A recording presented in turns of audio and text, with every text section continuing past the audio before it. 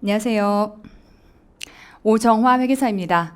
21년 국가직 7급 시험 보시는 분들 고생 많으셨습니다. 21년도 국가직 7급 시험과 관련해서 전체 문제에 대한 해설과 그리고 총평을 시작하도록 하겠습니다. 아마 이제 제도 개편의 첫 해에 25문항을 가지고 여러분들이 시험을 준비했어야기 때문에 아마 준비하시는 기간에도 굉장히 좀 힘드셨을 것 같고 시험 보시는 이번 이 분들도 특히나 이제 회계 같은 경우는 주제 밖의 문제들이 좀 출제가 되다 보니까 많이 당황하면서 힘든 시간을 보내고 오지 않았을까라는 생각이 듭니다. 그래서 저도 이제 아침부터 마음 졸이고 어떻게 나올까라고 하는 것들을 기대하면서 지켜봤었는데 제가 문제 받아보기도 전에 커뮤니티에 올라온 내용들을 보니까 고급 회계에 대한 이슈들이 마구 등장을 하더라고요. 그래서 아마 여러분들이 접하지 않았던 고급 회계의 문제들이 출제가 되다 보니까 아마 많은 분들이 당황을 하지 않았나라는 생각이 듭니다. 이제 어찌됐건 이런 해설 강의를 듣고 21년 국가직 7급 시험에 해당하는 문제들의 설명을 듣고자 하는 분들은 앞으로의 시험을 대비할 분들일 거기 때문에 제일 중요한 거는 지금 현재의 상황과 앞으로의 이제 출제 경향에 대한 예측, 그래서 앞으로 우리가 끌고 가야 할 공부의 방향이 아닐까라는 생각이 듭니다. 그래서 일단 간단하게 먼저는 이 올해 지금 치러진 7급 시험에 대한 분석을 좀 설명을 드려보면 전체 이제 25문항으로 기존 20문항에서 25문항으로 늘어났습니다. 자, 그 범주 안에서 자, 재무회계 문제가 지금 크게 늘어났고요. 그 다음 원가에게 3문제, 정부에게 2문제 이렇게 출제가 돼서 25문항을 구성을 했는데 우리가 지금 범위 밖의 문제다라고 하는 건 솔직히는요 시험장에서 나오자 항상 회계의 경우는 두 가지의 이제 큰 이슈가 생깁니다. 첫 번째는 문제가 어려웠다라고 하는 이슈와 두 번째는 시간이 부족했다라고 하는 이슈. 이거는 계산기 없이 보는 회계라고 하는 이 과목의 특성상 항상 발생하는 잡음이다라고 생각하시면 될 것 같고요. 다만 이제 이런 이 시험장에서 나온 흥분을 좀 거치고 나서 냉정하게 이 상황을 한번 들여다보면 우리가 쭉 이제까지 정말 열심히 땀을 흘려가며 공부했던 범주 밖에 어느 정도가 문제가 출제된 것인가, 그다음 우리가 공부했던 내용 안에서는 어느 정도가 커버가 돼 왔던 건가라고 하는 게 사실 본질적인 거고 제일 중요한 거겠죠. 자, 그런데 이제 여러분들이 어쨌건 시험 끝나고 나와서 시험장에서 겪었던 그 많은 카오스들이 함께 겹쳐서 너무 어려웠어요. 범위 밖이 너무 많아요. 라고 하는 이런 어떤 말들을 만들어낼 수도 있겠지만 냉정하게 들어가 보시면 재무회계가 지금 늘어났다라고 하는 원래의 재무회계 구조보다 지금 5문항이 늘어났을 때 죄다 지금 재무회계에서만 5문항이 늘어난 셈이거든요. 이 재무회계에서만 늘어난 것 중에 우리가 다루지 않았던 범위는 2문제입니다. 좀 이따 얘기하겠지만 속히 고급회계라고 하는 영역에서의 쉽게 말해서 파생 형태의 문제와 그 다음에 리스, 물론 리스의 경우는 우리 7급 시험에서 국가직 7급 시험에서는 등장하지 않고 서울시 7급에서만 등장을 하다 보니까 제가 7급 파이널이라고 하는 강의를 통해서 리스를 진행을 하기는 했습니다. 그래서 이제 그렇게 해서 그 내용들을 좀 알고 있어요 라고 하면 여러분들이 풀어냈었겠지만 그렇지 않다라고 하면 어쨌든 우리가 메인이 되는 그런 영역 안에서는 다루지 않았던 게 맞습니다. 그래서 그 두 개에 해당하는 영역과 그 다음에 이제 원가관리회계라고 하는 건 사실은 우리 7급 영역에 원가가 등장한 지 얼마 되지 않았죠. 그런데 이제 그 중에 한 문제가 쉽게 말하면 저기 뭐 관리회계다라고 말하기도 조금 애매하긴 하지만 누적학습 곡선이라고 하는 우리가 한 번도 다뤄보지 않은, 속히 말하면 지금 제가 말씀드리는 리스와 그 다음에 쉽게 말해서 위험회피 회계, 파생에 해당하는 거, 그리고 지금 원가에서 우리가 다루지 않았다라고 하는 그 주제 한 문제는 누적학습 곡선에 해당하는 건 속히 20년 동안 단 한 번도 출제가 되지 않았던 문제입니다. 그렇다는 얘기는 이 세 문제는 그러면 내가 다른 사람과의 상대평가를 지금 점쳐야 하는 시험에서 나한테만 불리한 거냐? 절대 그렇지 않겠죠. 모두에게 똑같이 그 세 문제는 20년간 이 시장에서 다루지 않았던 주제였기 때문에 아마 대부분이 대비가 안 되어 있을 것이고, 그럼에도 불구하고 회계사나 세무사 시험을 준비했던 분들은 하지 않았을까로 생각하면 여러분들이 뭘 놓치고 있는 거냐면 전체 회계라고 하는 영역은 사실은 회계 원리, 중급회계, 고급회계, 그리고 원가에서도 원가회계 관리회계까지 토탈 범주를 4개만 쪼개가지고 얘기하더라도 전체 달아야 되는 영역을 100이라고 얘기했을 때 우리 공무원 회계가 다루는 커버가 어디까지였냐면 60%였던 겁니다. 그러니까 나머지 40%의 우리가 다루지 않았던 영역에서는 사실은 회계라고 하는 이 영역은 언제든지 미지의 변수로 문제가 튀어나올 수 있다라고 하는 그런 리스크를 원래가 가지고 있던 시험이었던 것이고, 그걸 지금까지 국가직 시험 7급에서 쭉 다뤄올 때는 그 범주에서 크게 벗어나 벗어나지 않게끔 수험생들이 혼동을 겪지 않게끔 나름의 범주를 우리가 다뤘던 60% 안에서 쭉 출제를 해왔던 거지만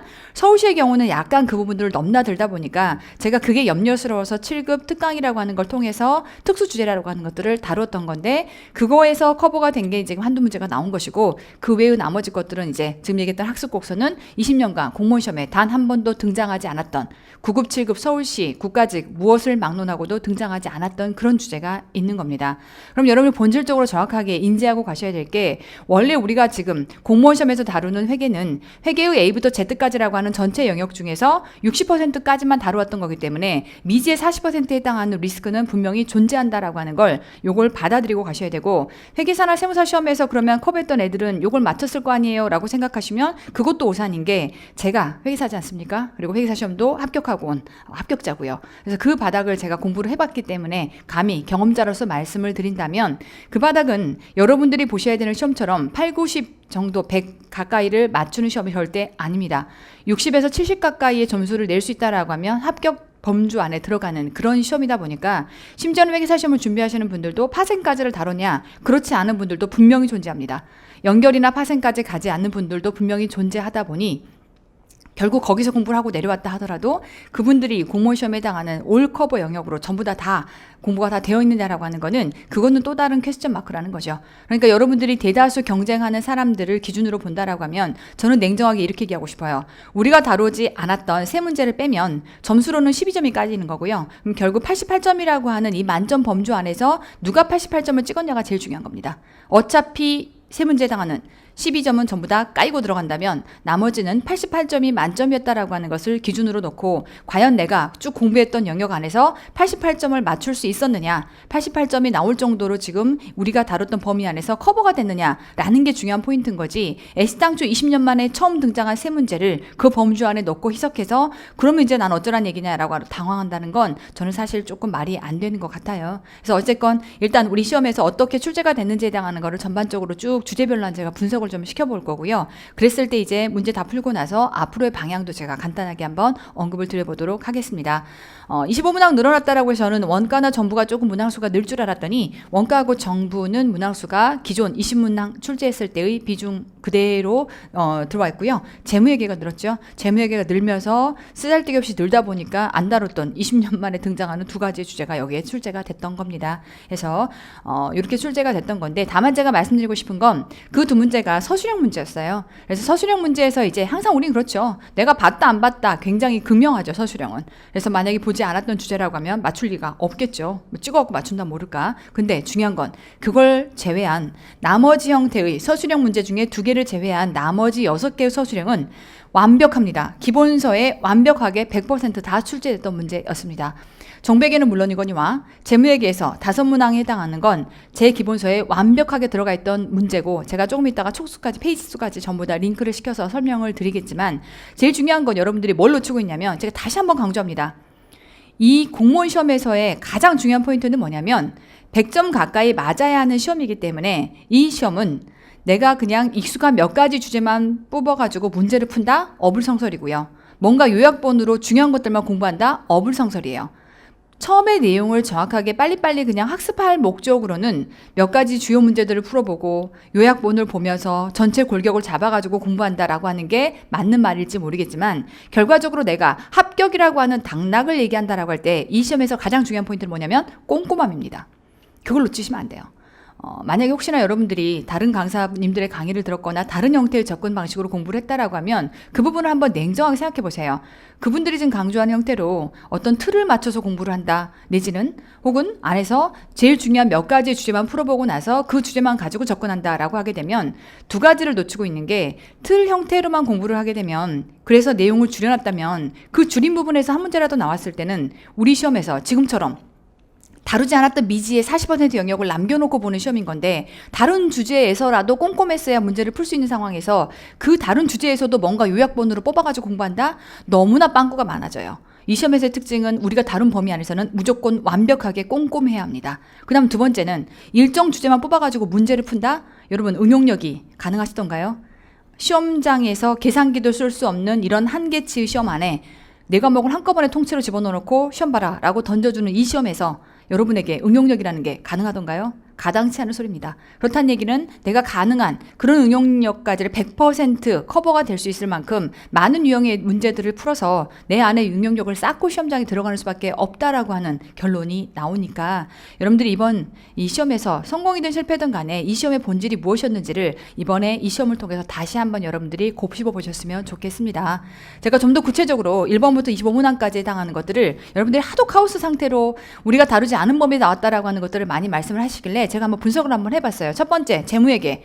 개념체계 문제고요. 자주 다뤘던 문제, 난이도 학급 문제입니다. 제가 분석하는 건 지금 이번 출제된 21년 서울시 7급, 국가직 7급의 가형, 책형의 문제를 기준으로 분석을 드리고 있는 거니까 여러분들이 설명 들으시기 전에 한번 다 출력을 해 두시고요. 그걸 가지고 한번 문항을 같이 맞춰보시면서 이따 또 문항별로도 보겠지만 전체 한번 난이도와 그 다음에 범위에 해당하는 것들을 한번 전체 한번 짚어보고 들어가도록 할 겁니다. 첫 번째 재무회계에 해당하는 거 개념체계 난이도 학급 문제죠. 요건 아마 이견이 없을 거라고 생각합니다. 두 번째는 재무회계인데 차이본가 자본화. 여러분 보세요. 차이본가 자본화 이제는 나와요. 중요해요. 제가 누누이 강조했던 내용인 거고 해당 내용에 대해서는 저희 기본서에서 당연히 강의도 기본 강의로도 진행을 했고 그 다음에 심화 때도 당연히 문제풀이 진행을 했었고 천재, 하물며 모의고사 말해 뭐합니까? 이보다 훨씬 어려운 형태의 유형들도 쭉 다뤄왔고 사실은 차이본가 자본화는 이미 공무원 시험 9급에서도 출제가 됐던 영역이기 때문에 이걸 안 했다는 건 이거는 변명의 여지가 없습니다. 이건 제가 난이도 중급 정도 오히려 우리가 실제로 출제됐던 유형이나 우리가 다뤘던 유형보다 제가 보기엔 좀 더 쉽게 나왔어요. 세 번째 보시면 정부에게 국가에게 기준 이건 난이도 상급 문제가 낮죠. 그래서 이런 거는 맞아라라고 주는 문제니까 감사합니다 하면서 걷어갔어야 될 문제인 거고요. 네 번째 보시면 뭐 라이센스라고 되어 있긴 하지만 무형자산에 해당하는 재평가죠. 무형자산 재평가 뭘로 똑같이 보시면 돼요? 유형자산 재평가와 똑같이 보시면 됩니다. 해서 계산도 굉장히 간단한 난이도 학급 문제가 들어왔습니다. 자, 그다음 5번 보시면 원가액인데요. 해당 문제는 거의 유사한 형태의 문제가 기출에도 있고 그 다음에 천재에도 있어요. 우리 기본서에도 있네요. 이 유형이 많이 우려먹는 형태의 원가 흐름에 해당하는 문제니까 이 유형은 익숙하다라는 관점에서 제가 난이도 학급으로 놓습니다. 자, 그런가 하면 6번에 해당하는 거 기본주당 순이익이다 라고 하는 문제가 출제가 됐는데 이 문제를 여러분들이 희석주당 순이익에 대해서 저는 처음에 문제 받아보기 전에 희석주당 순이익이 나왔다 그래서 그게 또 나왔나? 근데 어차피 제가 희석주당 순이익은 7급 파이널 때 진행을 했었거든요. 그래서 그 문제가 나왔나? 다행이다 라고 생각했던 건데 희석 아니고요. 기본주당이에요. 기본주당 문제고 근데 전환우선주는 다룬 적이 없잖아요 라고 하면 자 7급생들 그렇게 말씀하시면 곤란합니다. 제가 7급 파이널에서 기본주당 희석주당 순이익 해당하는 내용 있었고요. 그때 예제 문제 안에도 여기 지금 들어가 있는 전환우선주 문제가 들어가 있었고 해당 유형 똑같은 유형입니다. 그래서 저는 그때 다뤘기 때문에 이 부분이 낯설어요 라고 하시면 7급 파이널을 안 들으신 거예요. 제가 분명히 이거를 희석주당에서 우리가 이미 공무원 시험에서 기출된 게 전환우선주가 출제가 됐었기 때문에 이거는 다루는 게 맞겠어요 라고 해서 우선순위를 두고 제가 그때 7급 파이널에 여러분 특강 교재 보시면 들어가 있습니다. 그래서 7급 특강 제가 매가 와서 촬영했던 7급 특강 교재 들어가 보시면 그 내용이 있을 거고요. 자, 7번 문제로 넘어가 보시면 7급원 해당하는 게 소매제곱법 문제죠. 요 해당 내용도 당연하죠. 우리 기본서 확인 문제 기본서 421페이지에 확인 문제 22번에 오히려 이보다 더 어려운 형태의 응용 문제를 풀었었고요. 항상 소매제곱법 문제가 순방향으로만 이렇게 출제가 되는 게 아니라 옆방향으로 혹은 양쪽 T를 그려놓고 나서 비율 연결해서 푸는 형태가 출제될 수 있다라고 하면서 확인 문제 22번을 제가 유형 다른 걸 넣어놨었던 건데 그보다는 쉬운 문제가 출제가 됐어요. 그래서 우리가 쭉 다뤘던 유형이다라고 볼 수 있겠고 그 다음 이제 말 문제 나오죠. 재무회계 충당부채 문제인데 요거요. 저는 이 문제 보면서 쾌재를 불렀습니다. 기본서에 있는 문장 그대로 다 들어왔어요. 다 들어왔습니다. 심지어 5단 문장 해당하는 것도 제가 이거를 원래 기본서에 기억나실지 몰라요. 구조조정 충당부채와 관련해서 인식할 수 있는 지출과 그렇지 않은 경우 나눠서 오셈톡에다 박아놨네요. 제가 친절하게 뭐라고 설명했죠? 원래 이거 밑에 본문으로 내려가는 건데 교재의 구성상 얘를 다음 페이지로 보낼 수 없으니까 오셈톡에 박아놓은 건데 요거 말문제 나올 수 있으니까 잘 들여다보셔야 돼요 라고 하면서 강의를 그렇게 진행한 적도 있습니다. 그게 5단 문장으로 그대로 들어왔습니다. 그래서 서술형 문제는 항상 얘기해요. 기본서가 제일 중요합니다. 왜요? 기본서가 기준서로 되어 있으니까. 강사가 해줄 수 있는 건 어차피 시험에 나오는 기준서를 얼마나 잘 이해를 시키고 얼마나 가독성 높은 교재를 만들어주느냐가 제 역할입니다. 그래서 분명히 기준서에 해당하는 문장이 그대로 출제가 될 거라서 그 내용들을 제가 기본서에 실어놨던 것이고 힘주어 강조했던 내용 말문제 그대로 들어왔습니다.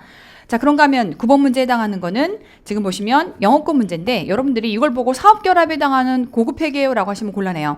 해당 내용은 고급회계가 아니라 영어권에 대한 무형자산 문제입니다.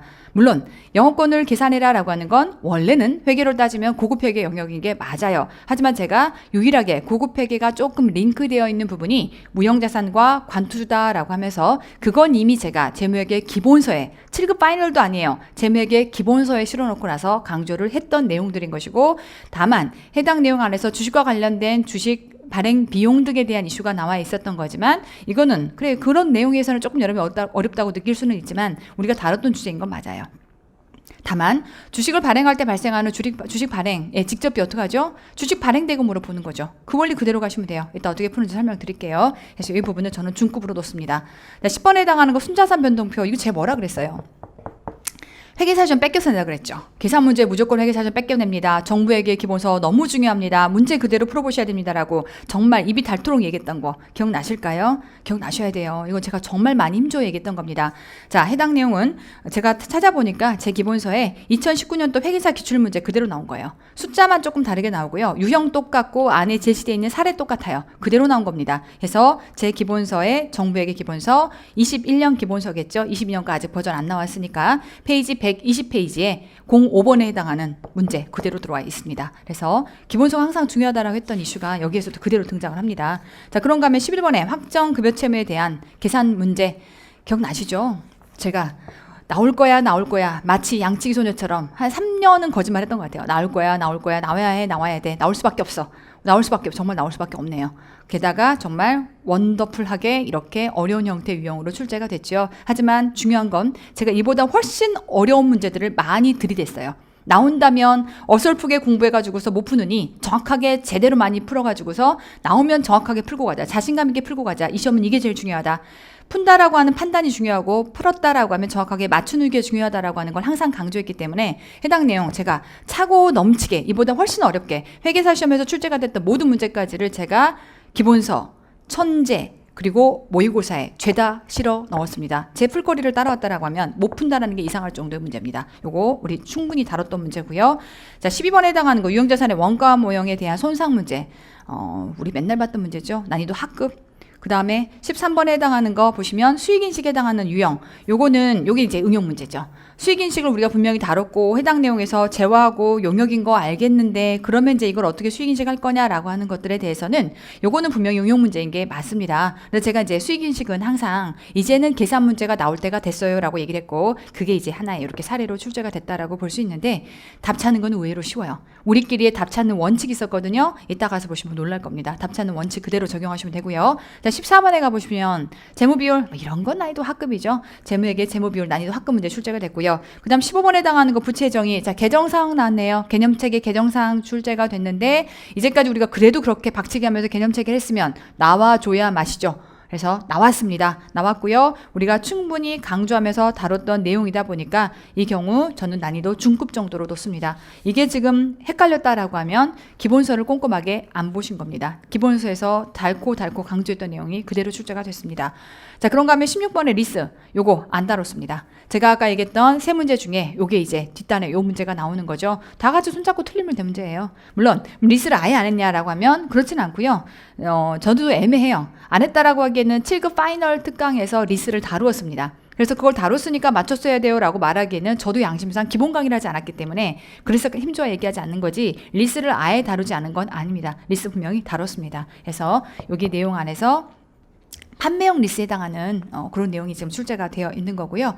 자, 그런가 하면 이제 법인세회계 요거는요 7급만을 위해서 제가 기본 때, 심화 때 다 다뤘던 내용이에요. 물론 작년에는 기본 때는 안 하고 심화 때 다뤘네요. 심화 때 다루고 심화 때만 다루고 나서 우리가 어차피 기출에도 어느 정도 들어가 있었고요. 그리고 천재와 그다음 모의고사 제가 단골로 냈죠. 그래서 해당 내용은 또 우리 기본서에 하필 유사 문제가 들어가 있어요. 그래서 제가 기본서 자체에 나중에 한번 비교해서 보세요. 861페이지에 기본서 문제를 거의 좀 유사하게 형식 자체는 다르다 볼 수 있겠지만 마치 오류수정 같은 형태를 가미해서 집어넣은 형태로 유사하다라고 볼 수 있는 형태가 이렇게 출제가 됐습니다. 자, 18번 문제는 이거 고급회계 아니에요. 뭐죠? 재무제표와 보고기업에 대한 설명이면 재무제표 작성과 표시에 대한 원칙이고요. 정말 이 문제를 보고 저도 또 쾌재를 불렀습니다. 요거 우리 교재 135페이지, 기본서 135페이지에 해당 지문 그대로 출제가 됐어요. 베꼈어요, 베껴. 그대로 기준서에 있는 문장 그대로 출제가 됐고, 오답 문장은 오답이니까 없겠죠. 억지 문장인 거니까 그것 빼고 정답 1, 2, 3번에 해당하는 거 옳은 문장은 그대로 들어가 있습니다. 여기서 다시 한번 등장합니다. 회계는 꼼꼼함이 중요합니다. 적어도 우리가 전혀 다루지 않았던 세 개의 난이도 상급 문제가 있다면 그거 제끼면 결국 여러분들이 그것 빼고는 제가 했던 모든 풀범위 안에서 꼼꼼하게만 공부하셨다라고 하면 88점은 나왔어야 되는 시험인 거예요.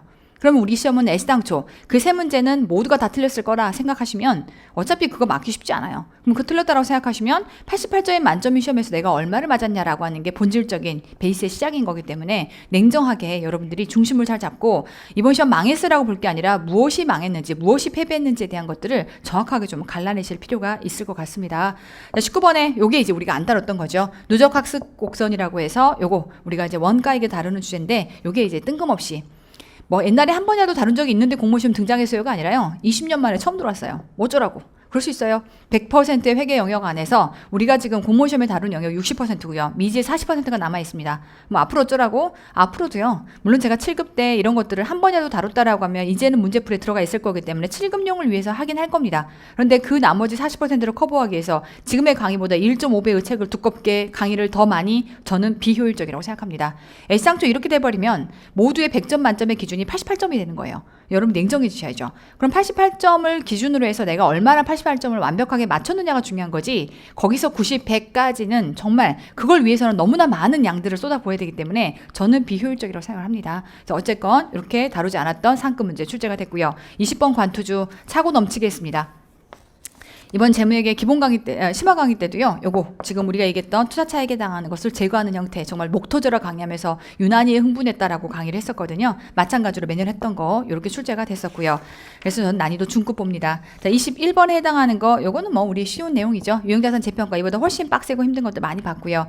자, 위험회피에게 요거 안 다룬 겁니다. 그래서 안 다룬 게 뭐냐라고 하면 제가 지금 표시해서 온 이 세 가지가 지금 다루지 않았던 유형인 건데, 해당 내용도 어찌됐건 재무회계 위험회피에 해당하는 요 회계는 어쩔 거냐라고 하면 요거는 7급 때 제가 위험회피에 해당하는 거를 간략하게 설명을 하겠지만, 지금 여기서 얘기하는 리스나 위험회피 회계까지를 전부 다 커버를 하려면 제가 정말 여러분한테 딱 정확하게 설명해 드릴게요. 지금부터 강의를 100시간 더 들으시면 돼요. 그렇게 하실까요? 아니죠. 그래서 일단 7급에서는 난이도가 높게 나온 건 아니에요. 기본 꼴들을 문제를 묻긴 했지만 어쨌건 범위를 확장한다는 건 수험생 입장에서 부담인 거라서 제가 파이널에서 다루었지만 그 정도 다뤘다라고 맞출 수 있는 문제는 아니었던 것이고, 쉽게 말하면 요거는 아예 애시당초 우리가 다루지 않았던 것이고 해서 그런 관점으로 접근한다라고 하면 저는 앞으로도 굳이 지금 당장 이걸 가지고 9급을 준비한 학생이든 또 7급도 마찬가지고 범위를 무리하게 확장하는 건 비효율적이다라고 생각을 합니다.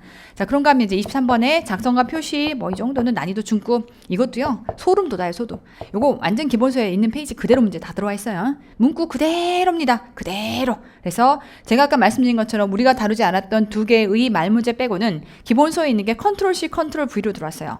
꼼꼼함이 생명이다. 다시 한번 강조합니다. 말문제 어렵던데요 라고 하면 본인이 냉정하게 제 기본서랑 한번 연결해서 이 말문제도 죄다 다 짚어보세요. 토시 하나 틀린 게 있나?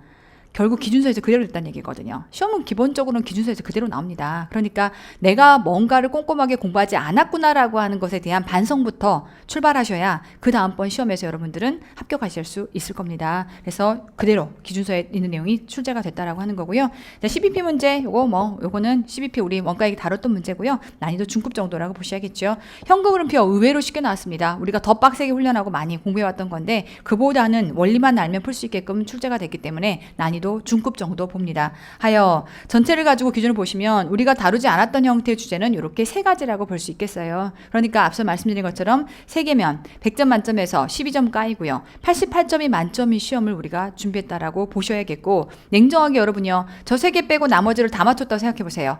우리 항상 그 얘기하죠. 시험장 가서 다 풀 수 없다고. 네, 행정하게 한번 다시 한번 기억해 보세요. 제가 시험장 갈 때 뭐라 그랬어요? 25문항이 올해 첫 해 출제가 되다 보니까 앞으로 어떻게 어떤 범위에서 어떤 난이도로 나올지는 아무도 예측할 수 없다. 그런데 정말 최악의 상황에서는 여러분들이 공부하지 않았던 주제가 두세 문제 정도가 나올 수도 있는데 다시 한번 얘기하지만 절대로 여러분의 시험에 당락을 좌우하지 않을 거다. 그러면 오히려 어떻게 생각하면 좋겠냐면 두세 개를 안 풀어도 되는구나 라고 생각하라고 항상 강조했었죠. 두 개, 세 개를 안 풀면 뭐가 줄어요? 시간이 줄죠. 그럼 그 남은 시간들을 어찌됐건 100분 안에 나머지 문제를 다 풀어야 되는 다른 곳에 활용할 수가 있기 때문에 합격에 가까워질 수 있다라고 하는 걸 누차 강조드렸습니다. 그래서 S장표 여러분이 딱 봤을 때 못 풀 문제였으면 그냥 안 풀었으면 돼요. 안 푼다고 공난인가요? 굴려가지고 찍고 나왔겠지. 신의 과오로 맞출 수 있으면 땡큐고. 그러니까 어쨌건 그런 형태로 본다라고 하면 요 세 개를 제끼고 나머지 여러분들이 회계를 이제까지 공부했던 성실하게 공부했던 내용 안에서 다 맞췄어라고 하면 88점인 건데 구도 만족이 안 될까요? 저는 88점이면 될 것 같아요. 그럼 이제 이렇게 해서 전체 영역을 보면 난이도 상급, 중급, 하급. 항상 시험에서 여러분들이 뭘 생각하셔야 되냐면 어떻게 시험이 난이도 중과 하만 있겠습니까? 분명히 상급이 존재합니다. 근데 그 상급에서 내가 얼마나 흔들리느냐, 그 다음에 그 상급에서 내가 사실은 중급에 해당하는 걸 얼마나 완벽하게 커버했냐가 중요한 것이고, 행여나 개중에 운이 좋아서 상급에 해당하는 문제를 몇 개를 맞췄냐라고 하는 게 중요하기 때문에 지금처럼 우리가 다루었던 범위인데 상급이면 한두 문제 더 맞춰보는 게 의미가 있겠지만 S상투 다루지 않았던 범위라고 하면 모두가 손잡고 그냥 두세 문제는 다 깔고 시작하는 거기 때문에 이 경우는 변별력에서 세 문제 때문에 차이가 난다라고 하는 건 있을 수 없는 거거든요. 그럼 S상투 안 봤던 범위면 마음이 편해야죠. 왜? 다 틀릴 거니까. 그러면 나머지는 내가 봤던 범위 안에서 얼마나 정신 똑바로 차리고 그 문제들을 건져내느냐에 있는 건데, 시험의 경험치가 많지 않으신 여러분들의 경우라면 내가 뭘 다뤘고 뭘 다루지 않았는지, 내가 뭐 때문에 지금 힘들다라고 느끼는지, 왜 이 시험이 어렵게 느껴지는지가 물론 그 시험장 가면 구분이 안 될 수는 있어요. 그래서 아마 여러분들이 더 나와서 패닉인 상태를 가지고 지금 정확하게 분석하지 않고 너무 어려웠어, 배우지 않았던 범위에서 너무나 많이 나왔어 라고 생각하고 있는 건 아닌지 한번 냉정하게 짚어보십시오. 제가 이렇게 좀 세게 말씀드릴 수밖에 없는 건 우리가 여기서 멈출 게 아니기 때문에 내일도 다시 준비를 해서 여러분들이 원하시는 바를 이루기 위해 한 발짝이라도 움직이셔야 된다라고 하면 정확하게 현재 내가 무엇이 문제인지에 대한 문제인식에서부터 출발을 할 겁니다. 그러다 보니 지금 현재 내가 뭐가 어렵다라고 느끼는지, 앞으로의 방향은 어떻게 돼야 되는지를 뚫기 위해서는 뭐가 문제였는지에 대해서 정확하게 인식하는 게 너무나 중요합니다. 결론부터 말씀드리면 우리가 20년간 다루지 않았던 세 가지의 주제가 출제가 됐습니다. 그래서 이 세 가지의 주제는 우리 시험에 당락에 좌우하지 않았을 겁니다. 그럼 나머지에 해당하는 88점에 해당하는 부분들을 앞으로 여러분들이 어떻게 풀어내느냐의 문제가 되겠죠. 자, 1번부터 갑니다. 재무회계. 자, 일반 목적 제목에 대한 설명으로 옳지 않은 것. 많은 현재 및 잠재 투자자, 대여자 및 그 밖의 채권자는 정보를 제공하도록 보고기업에 직접 요구할 수가 없다 보니까 이렇게 보고기업에 대한 재무 정보를 외부에 보고할 수밖에 없다라고 하는, 외부 목적으로 보고할 수밖에 없다라고 하는 내용이 있었던 거죠. 맞는 내용이 되겠고, 이게 경영자와의 차이예요. 경영자는 직접 요구할 수 있죠. 하지만 이들은 요구할 수가 없기 때문에 이들을 대상으로 해서 이러한 보고 기업에 대한 일반 목적 재무 보고서를 작성하는 것이다. 자, 두 번째, 자, 이러한 보고서는 현재 및 잠재 투자자, 대여자 및 그 밖의 채권자가 필요로 하는 모든 정보를 제공하지 않으며 제공할 수도 없다라고 하는 한계점. 옳지 않은 거 2번. 되지요? 일반 목적 재무보고서는 가치를 보여주기 위해 고안된 것이 아니라 가치를 추정하게 해주기 위함이다 라고 해서 그 회사 가치가 얼마다, 매각 가치가 얼마다라고 하는 걸 명시적으로 말해줄 수는 없다 하였고, 마지막 경영진은 필요로 하는 재무정보를 내부에서 구할 수 있기 때문에 일반 목적 재무보고서에 의존할 필요가 없다. 그래서 1번과 4번에 해당하는 문장이 같이 출제가 되었었죠. 가치에 해당 내용들이 기본서에 기술이 되어 있습니다. 그래서 옳지 않은 거 정답 2번. 쉽게 나올 수 있는 문장이고요. 네, 2번. 차입원가 자본화 중에 굉장히 평이했다라고 설명을 드렸는데, 일단 보시면 적격자산인 공장 건물을 신축하기 시작했고요. 10월 30일 날 완공됐다라고 했는데, 적어도 우리가 자본화를 할 수 있으려면 시작이 언제냐라고 하면 공사 시작부터 끝이 언제냐라고 하면 2년 10월 30일 완공까지가 자본화할 수 있는 기간의 시작과 끝입니다. 자료가 이렇게 주어져 있는 상태에서 자, 자본화 차입원가가 얼마겠니라고 지금 문제가 주어져 있는데, 자, 이 중에서 자, 전체 지출액이 10만 원인데 1월 1일부터 지출됐고 그 10만 원이 전부예요. 세상 심플해. 1월 1일부터 출발해서 12월 31일까지 지출이 10만 원이라는 얘기는 해당 내용이 연평균 지출액이라는 얘기네요. 우리가 연평균 지출액이 필요한 이유는 나중에 일반 목적에 해당하는 자본화 금액이 얼마인지를 계산하기 위해서. 그래서 지금 바로 이렇게 연평균 지출액이 바로 주어져 있는 상황인 거고요. 그 다음 이제 원래 계산할 때 첫 번째 특정 목적에 해당하는 차입금 계산하고 그리고 일반 목적으로 이렇게 계산이 내려오죠. 특정 목적 갑니다. 1월 1일부터 지금 지출이 차입이 시작이 됐고 상환은 1년 또 말이니까 1년 풀세트 저 안에 다 포함돼서 전부 다 인정이 되겠네요. 8만 원에 대한 5% 8호 40해서 4,000원만큼 일단 인정. 자, 그러고 나면 일반 목적에 대해서는 지금 빌렸던 차입금에 대해서 얼만큼 자본화할 수 있겠니? 라고 보시면 자, 20만 원이라고 하는 게 지출됐으나 결과적으로 내가 지금 자본화할 수 있는 범위는 연평균된 지출액 10만 원 범위 안에서죠. 그래서 10만 원이라고 하는 범위 안에서 특정으로 지금 지출한 금액이 8만 원이다. 아, 그러면 일반으로 2만만큼 지출이 되겠구나. 그런데 그때 가중평균 차입이자율은 얼마니? 라고 했더니 심플하게 10%. 그러면 2만 원에 10%니까 2천 원이구나 하여 특정 일반 두 개 합친다. 6천 정답 2번 이렇게 계산해서 나오죠. 그러니까 지금 자본화에 해당하는 원리를 이해하고 있느냐라는 정도의 내용만 싣고 있으니 우리가 쭉 다뤘던 차입원가 자본화보단 훨씬 쉬운 문제가 출제가 됐습니다. 자, 3번 문제 보시면 3번은 정부에게 문제가 들어가 있죠. 자, 국가회계 기준에 관한 주식 규칙에서 수익과 비용에 대한 설명으로 문제가 뭘 요구하고 있죠? 그렇죠. 옳은 거. 그러면 이제 거짓말 3개, 옳은 거 하나. 첫 번째 갑니다. 정부가 부과하는 방식의 국세라고 하면 그때 정부 입장에서 수익 언제 인식해요? 그렇죠. 부과 고지할 때가 되겠죠. 납세 의무자가 세액을 신고 납부할 때 신고 납부 방식이라고 하면 신고 납부되죠. 그런데 지금 부과 고지 방식이라고 하면 부과 고지 됐을 때 그때 수익을 인식하는 겁니다. 1번 아웃. 자, 두 번째 보시면 신고 납부에 대해서는 국가 고지한 때 아니요. 두 개가 지금 뒤바뀌었어요. 해서 X. 자, 세 번째 보시면 원가는 자, 중앙관세의 장 또는 기금 관리 주체가 프로그램의 목표를 달성하고 성과를 창출하기 위해서 직간접으로 투입한 경제적 자원의 가치다라고 해서 원가의 정의가 들어가 있고 자, 마지막 네 번째 보시면 재화 용역의 제공 등 국가 재정 활동의 수행을 위해서 자산이 감소하고 그 금액을 함정으로 측정할 수 있을 때 또는 금액을 함정으로 측정할 수 없더라도 자 우리 금액을 함정으로 측정할 수 있어야 된다라고 하는 거 무조건 붙여있는 내용이라고 했어요. 그래서 할 수 없다라고 하는 가정 따위 자체가 인정이 아니 되는 겁니다. 하여 아웃. 뒤에 문장은 완전히 생 억지로 만들어져 있는 문장으로 아웃이고요. 맞는 거 정답 3번 되겠죠. 그래서 우리 요거 수익 언제 측정해요? 라고 할 때 비용 언제 측정해요? 라고 할 때 항상 요 금액을 함정으로 측정할 수 있을 때라고 하는 게 무조건 필수로 들어가야 된다라고 하는 건 너무나 제가 진하게 강조했던 내용이고요. 당연히 기본서 안에 전부 다 들어가 있는 문장들입니다. 그래서 옳지 않은 것 3번 돼야겠고요. 자, 이제 무형자산에 대한 라이센스, 자, 무형자산에 해당하는 라이센스에서 재평가 문제인데요. 그게 무형자산이든 건물이든 똑같은 구조죠. 감가상각하고 그 다음에 재평가 인식하고 자, 문제가 요구하는 건 2년도 말에 재평가 이익이 얼마일 것이냐라고 묻고 있으니까 자, 50부터 출발합니다. 50부터 출발해서 내용료 10년에 잔존가치 없이 재평가 모형. 자, 1년 말에 일단 감가상각 먼저 합니다. 자, 10년 상각하시면 5만 원 상각이고요. 45만 원이다라고 보셔야겠고 그때 1년 말에 공정가치 45. 그러면 바로 그러한 장부상 금액과 공정가치가 같으니까 평가이익 생기지 않을 것이고 그럼 이제 2년도에 45만 원을 가지고 다시 또 감가상각을 하게 되면 그러고 나면 2년 말에 또다시 5만 원만큼 원래의 감가상각 요 그대로 하셔도 돼요. 45만 원을 기준으로 해서 9년 상각하시면 5만 원만큼 상각이 될 거고요. 장부상의 금액은 40으로 남아있겠네요. 자, 그러한 40이 지금 기말 공정가치 기준으로 봤을 때 52만 5천 원이다 라고 주어져 있으니까 둘에 해당하는 갭 차이 12만 5천 원만큼을 재평가 이익이다 라고 해서 정답은 4번 이렇게 찾아낼 수 있겠지요. 그래서 재평가 원리에 맞춰서만 차분히 해주면 되는 문제라 정말 난이도 학급 문제가 들어와 있습니다.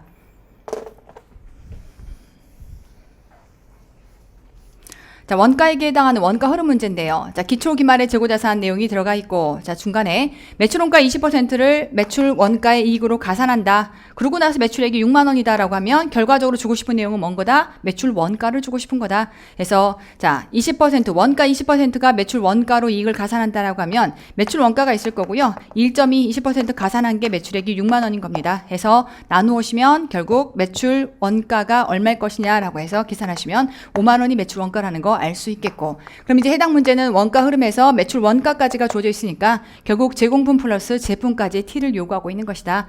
자, 그러고 났더니 직접 재료의 매입액이 15,000원이다 라고 주어져 있으니까 기초의 매입의 기말 계산하시면 직접 직접 재료의 사용액을 구할 수 있겠고 바로 직재가 얼마니? 라고 해서 구하시면 자 2,000원에 15,000원, 17,000원에 7,000원 남았다라고 하니까 직재는 10,000원이구나 라고 하는 걸 이렇게 먼저 구해놓고 시작할 수가 있겠죠.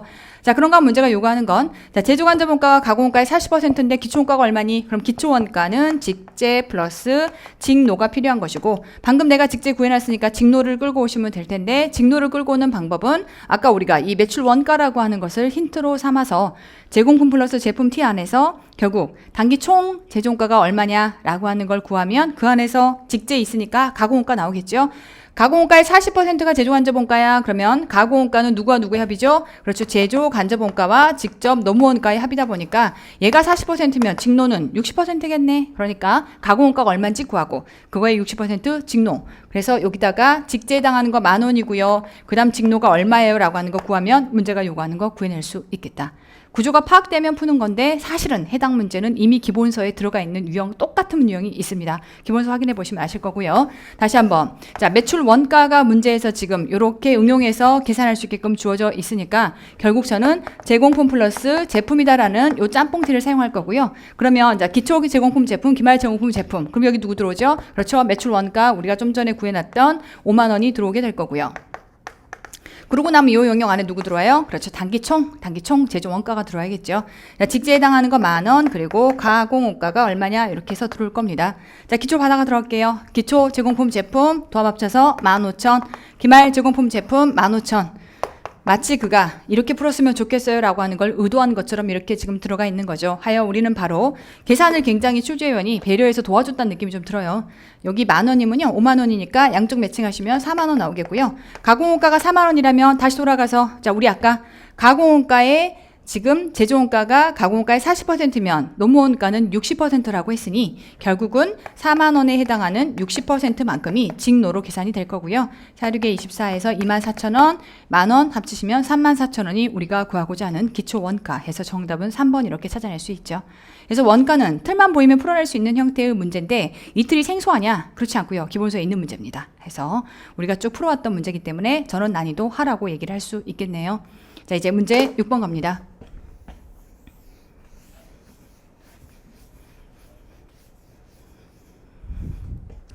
자, 문제 6번은 기본주당 순이익 문제예요. 기본주당 이익이 얼마냐라고 문제가 지금 주어져 있는데, 자, 기본주당 이익을 구하기 위해서는 밑에 뭐 들어와요? 그렇죠? 가중평균 유통 보통 주식수, 그리고 위에 보통주 단기 순이익이 들어와야겠죠. 그래서 가중평균된 유통 보통 주식수 들어와야 되겠고, 그 위에는 자, 보통주에 대한 단기 순이익이 들어와야겠죠. 자 그러면 일단 주식이 어떻게 발행됐는지를 한번 따져보도록 할게요. 자 기초에 800주 있었고요. 1월 1일 시점으로 800주. 그러고 나니까 이제 중간에 뭐가 들어와 있냐면 자 기초에도 원래 전환 우선주가 500주가 발행이 돼 있었대요. 전환이 안 됐으면 걔는 그냥 우선 준 거예요. 그런데 이게 7월 1일 시점에 400주가 전환이 됐어요. 그래서 결국 7월 1일 시점에 400주가 전환이 됐다는 얘기는 뭐가 뭘로 전환된 거냐면 우선주가 보통주로 전환이 된 겁니다. 하여 400주만큼이 보통주가 되었다라고 하는 걸 의미하고 있는 거고요. 그러면 이제 유통보통 주식수가 얼마겠는가라고 하는 걸 계산할 때 800주에 대해서는 가중치를 12분의 12 실으면 되겠지만 요 400주에 대해서는 7월 1일 시점에 발행된 거니까 12분의 6개월만큼 반띵 되겠네요. 그래서 800에다가 여기 반띵 200 하면 1,000주다라고 해서 가중평균통 보통 주식수 1,000주라는 거 알 수 있겠고 자 그러고 나면 보통주 단기 순이익이 얼마겠니라고 할 때 원래의 순이익이 50,000원인 상태인 건데 결과적으로는 우선주가 몇 주인 거냐면 전체 500주 중에서 400주만큼이 지금 보통주로 갈아탔으니까 나머지가 100주라는 거 알 수 있겠고 자 100주가 받아가야 될 배당금이 얼마겠니라고 하시면 액면 금액을 기준으로 가야 되니까 액면가액이 1,000원이라고 돼 있으면서 그들에게는 몇 퍼센트를 준대요? 10% 주겠다라고 이렇게 들어가 있죠. 해서 자 1,000주에 1,000에 그 다음에 10%만큼 계산하시면 10,000원이 이렇게 계산돼서 나올 거고요. 하여 40,000원 1,000분의 4만 계산하시니까 정답은 40이 나와야겠죠. 정답은 3번이 되겠네요. 그래서 뭐 6번에 해당하는 게 뭐 희석주당 순이익이야 라고 하시면 곤란하시는 게 제가 보기에는 파이널을 공부를 안 하신 게 아닌가 싶어요. 7급 파이널을. 그래서 제가 7급 파이널 매가 와가지고서 따로 찍은 7급생만을 위한 파이널을 4월, 5월 달에 거쳐서 제가 진행을 했었거든요. 그래서 그 내용 안에는 이미 해당 내용을 가지고 기본 주당 순이익을 계산하는 것부터 출발해서 그리고 희석까지 계산하는 걸로 더 업그레이드된 형태까지를 제가 해당 사례 그대로 놓고 풀었던 문제가 있습니다. 그래서 그걸 가지고 전압선질을 풀었다면 덜 당황하지 않았을까라는 생각이 좀 듭니다. 자, 이제 7번 문제 갑니다.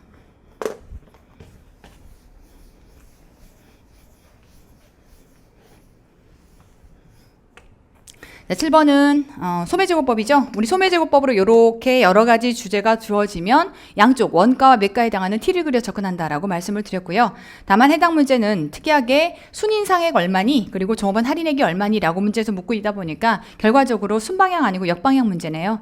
자, 그리고 문제가 주어져 있기를 특이하게 소매제곱법의 파이널인 우리가 항상 소매제곱법에서 마지막 파이널로 구하는 게 기말재고의 원가였던 건데 그게 얼마인지가 주어져 있어요. 그래서 결국은 원가와 매가에 해당하는 왁구를 맞춰봐라 라는 형태의 문제라고 보시면 되겠고 중요한 건 자 매입 원가율이 80% 선입선출법이다 보니까 각각의 재고층을 구분해서 원가율을 각각 잡으셔야 되는데 원가율이 80%다라고 주어져 있는 상태를 이용하셔야 됩니다. 자 원가의 재고고요. 그러고 나서 요 T에 대해서는 매가의 재고로 접근합니다.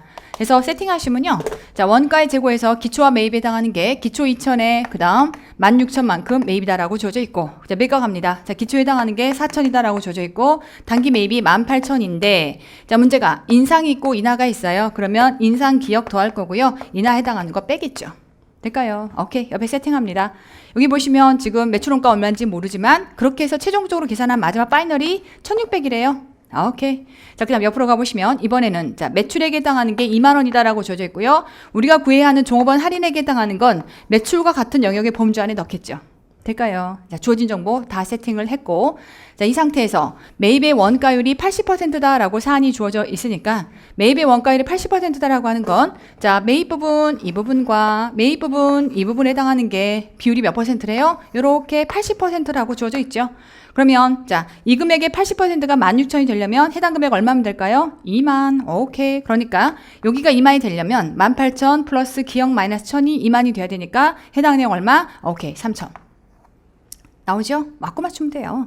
그럼 이제 여기 차변 영역이 2만에 4,000이니까 2만 4,000인 상태에서 해당 내용도 2만 4,000이 돼야 돼요. 그럼 우리는 얘가 얼마인지만 알면 우리는 기말재고는 알아야 하니까 알면 역산해서 니은 구해올 수 있겠다.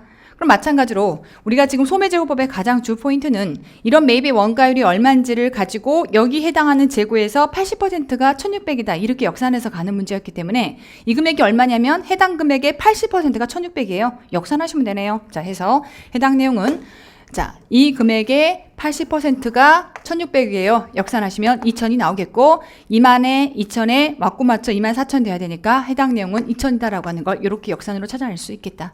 그래서 해당 내용은 순방향 아니고 역방향 문제인데 각각을 T 그려서 왁구만 맞출 수 있으면 풀 수 있는 문제이기 때문에 요거는 오히려 우리가 역방향으로 푸는 형태의 문제가 다시 한번 얘기합니다. 여러분은 교재 페이지 421페이지에 확인 문제 22번 기본서 22번에 해당하는 문제의 응용 문제라고 하는 걸 다시 한번 재차 강조를 드립니다. 그래서 항상 어떤 유형이 나올지 모르기 때문에 가능한 유형들을 시장에서 펼쳐져 있는 모든 유형들을 풀고 가는 게 우리가 노력할 수 있는 몫이에요. 저는 해당 문제가 그렇게 여러분들 순방향이 아닌 역방향으로 연습을 했다면 능히 풀지 않았을까라는 생각이 듭니다. 자, 그런가 하면 이제 8번 문제 갑니다.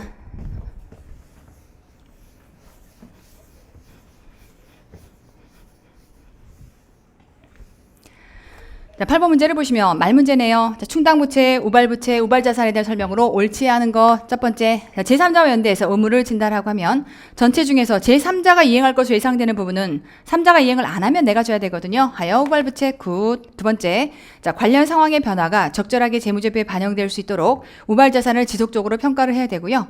상황 변화로 만약에 거의 확실하게 되는 때 우리가 기본적으로 우발자산이라고 하면 유익 가능성이 높은 상황에서 이제 거의 확실하게 수익 실현이 될 것 같다라고 하면 그때는 관련해서 수익을 인식할 수 있게끔 이렇게 관련 이익을 인식할 수 있게끔 이렇게 주어져 있는 거죠.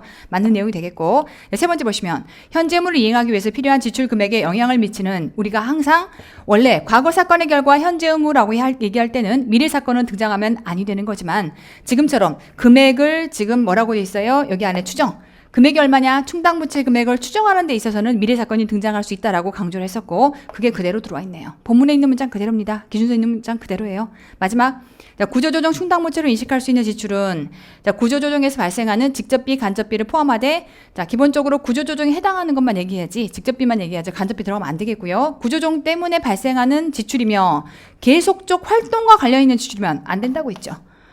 충당부채는 앞으로 발생할 것을 미리 때려잡아서 비용을 잡는 건데 보수적으로 움직여야지 계속사과 관련된 것들을 갖다 끌어놓으면 안 된다라고 했으니까 해당 내용도 X가 돼야 돼서 지금 결과적으로 옳지 않은 거 정답 4번이 돼야겠죠. 그래서 해당 지문도 그대로 기본서에 들어가 있는 내용이고요.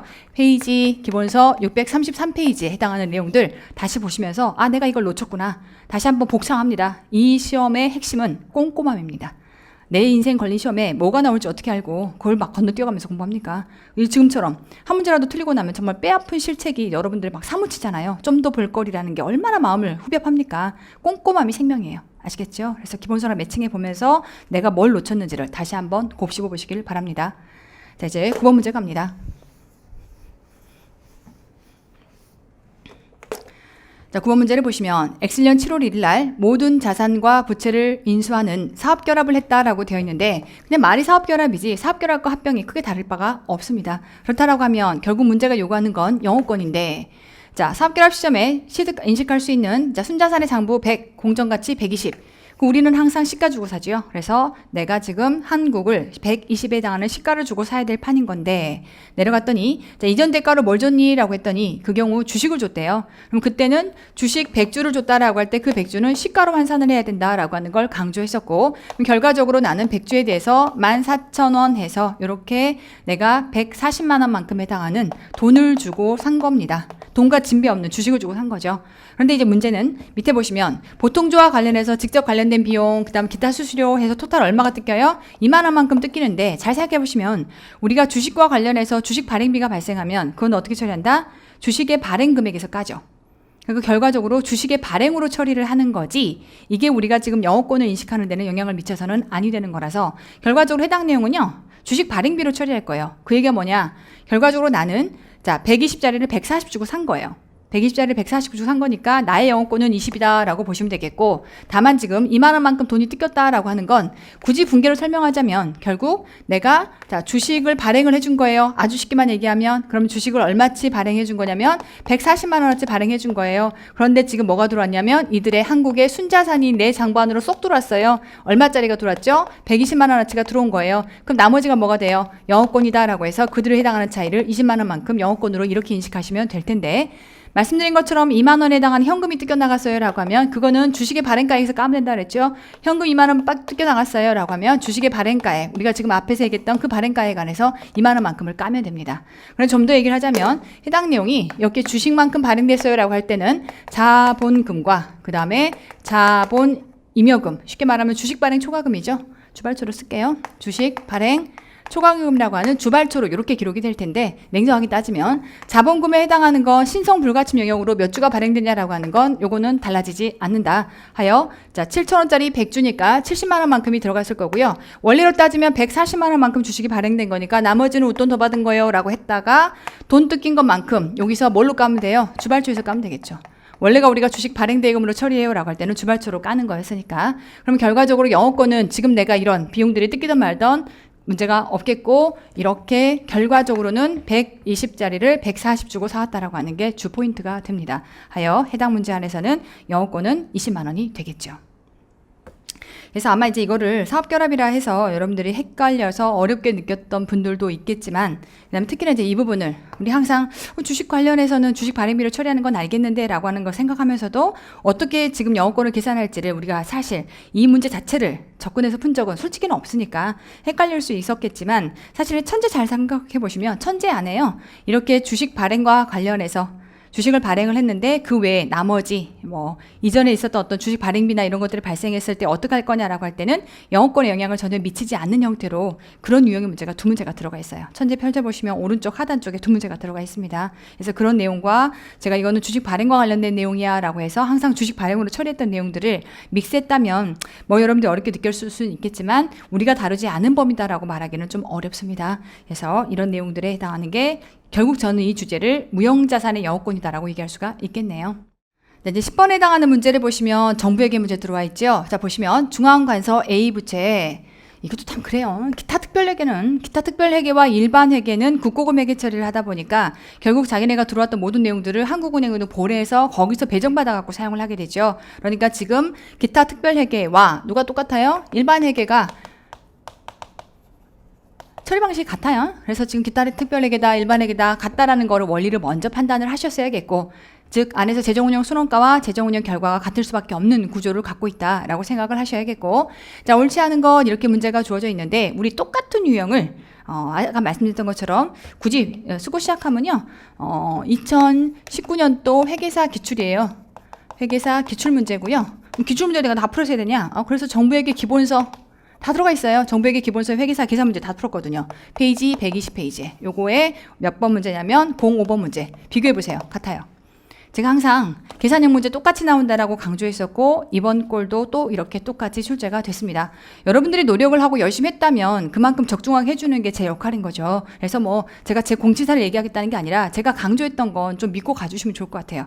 이게 정부회계의 전문가가 시험장에 들어갔을 리가 없거든요. 그럼 이들도 리스크가 있다 보니까 이미 출제된 내용을 뺏겨가지고 내는 게 제일 마음 편해요. 그래서 자주 나올 수밖에 없는 거라 항상 강조해서 제가 회계사 기출까지를 풀어드렸던 거라서 이유가 있었던 거예요. 그래서 풀었었어야 되는 거고요. 자, 해서 똑같이 출제가 됐습니다. 일단 자, 재정운영 결과가 얼마일 것이냐라고 하면 재정운영 결과, 재정운영 순원가 같을 겁니다. 자, 일단 보시면 프로그램 총원가에서 프로그램 수익을 차감하시면 자, 28,000원에서 12,000원을 수익이니까 차감할 거고요. 자, 관리 운영비 더하시죠. 자, 두 개 더해서 8,000만큼 더해 올 거고요.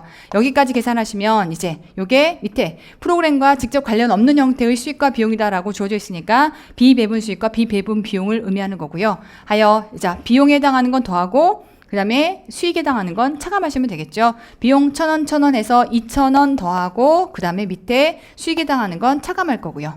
뭐 겹치면 0이네요. 여기까지 계산하시면 최종적으로 이제 재정운영 순원가가 계산돼서 나올 것이고, 그 재정순원가 해당하는 것이 결국 재정운영 결과와 같은 금액이 되겠죠. 왜냐하면 지금처럼 일반 회계와 같은 기타 특별 회계의 지금 내용들을 묻고 있기 때문에 이들의 비교환 수익은 0이 될 겁니다. 국고금으로 전부 다 귀속돼서 들어가는 거라. 그래서 쭉 계산하시면 24,000원이다 라고 하는 거 계산할 수 있겠고, 자, 그런가 하면 순자산 변동표를 물어보는 사실상 문제입니다. 그러다 보니까 재원의 조달과 이전이 얼마일 것이니 라고 하시면 재원의 조달만 또 친절하게 또 지네끼리 다 묶어놨어요. 그래서 여기 안에 재원의 조달 하시면 자, 국고의 수입에 해당하는 10,000원과 그 다음 국고 부담에 해당하는 거 5,000원과 수익에 해당하는 거 채무 면제이익적으로 들어온 거 10,000원만큼 전부 다 국고금으로 보냈을 거거든요. 그 다음에 국고 이전 지출이다라고 해서 요거 3,000원만큼 요렇게 들어갔을 거라서 재원의 조달과 이전이라고 하시면 요렇게 계산했을 때 22,000이다 라고 하는 거 계산할 수 있겠고, 지금 여기서 얘기하는 게 재원의 조달 이전 요렇게 계산이 되겠네요. 자, 세 번째 보시면, 자, 그럼 이제 기말에 적립금 및 잉여금이 얼마일 것이냐라고 하게 되면 기초 적립금 및 잉여금부터 출발해서 지금 얘기하는 재정운영 결과, 다만 요거는 긴장하셔야 됩니다. 해당 내용은 원가 기준으로 해서 지금 계산된 플러스라면 우리가 지금 얘기하는 적립금, 이경금 쪽으로 들어갈 때는 마이너스로 들어가셔야 한다는 거 항상 강조했던 내용이고요. 그러고 나면 이제 재원의 조달과 이전이 지금 기말 적립금 및 잉여금으로 들어갑니다. 자, 하여 자, 기초의 적립금 및 잉여의 스타트가 10,000원이었고요. 10,000원부터 출발해서 지금 얘기하는 것처럼 재정운영 결과에 해당하는 거 24,000원만큼 뺄 거고요. 그 다음 얘기하는 재원의 조달과 이전에 해당하는 거 22,000만큼을 요렇게 접근을 하시게 되면 2,000원인 거니까 8,000원만큼 요렇게 나왔어야겠네요. 그런데 지금 문제가 7,000원이라고 했으니까 정답 3번이 옳지 않은 내용이 돼야겠고, 자, 마지막, 자, 기말 순자산이 얼마겠는가라고 지금 문제에서 묻고 있으니까 기말 순자산은요, 원래 있던 기초 순자산부터 출발할게요. 기초 순자산부터 출발해서 지금 달라지는 게 재정운영 결과가 튀어들어오죠. 재정운영 결과가 24,000원만큼 튀어들어올 거고요. 항상 중요한 건 마이너스로 들어온다는 거. 그러고 나면 이 안에 재원의 조달과 이전에 해당하는 게 22,000원만큼 튀어들어옵니다. 이러한 변화값이 있었던 거죠. 이거가 변해서 최종적인 기말 순자산이 나올 거라서 네팅하시면 그렇죠, 18,000원만큼 나오네요. 그래서 이렇게 최종적인 기말 순자산은 18,000원이다 하여 옳지 않은 건 3번이 되겠고, 해당 내용이 뭔 말인지 모르겠어요 라고 하는 건 순자산 변동표의 구조가 이해가 안 된 거라서 그걸 제가 지금 해설 강의 때 설명드리기는 좀 한계가 있으니 요거는 기본서와 함께 매칭을 해보시는 게 제일 좋겠습니다. 다시 한번 얘기하지만 꼼꼼함이 생명입니다. 하나도 빼지 않고 제가 강조한 건 강조하는데 이유가 있는 거니까 보셨으면 맞췄을 문제라서, 만약에 게 틀리셨다면 공부가 부족하다라고 하는 걸 냉정하게 인지를 좀 하셔야겠습니다. 자, 이제 11번 문제 갑니다.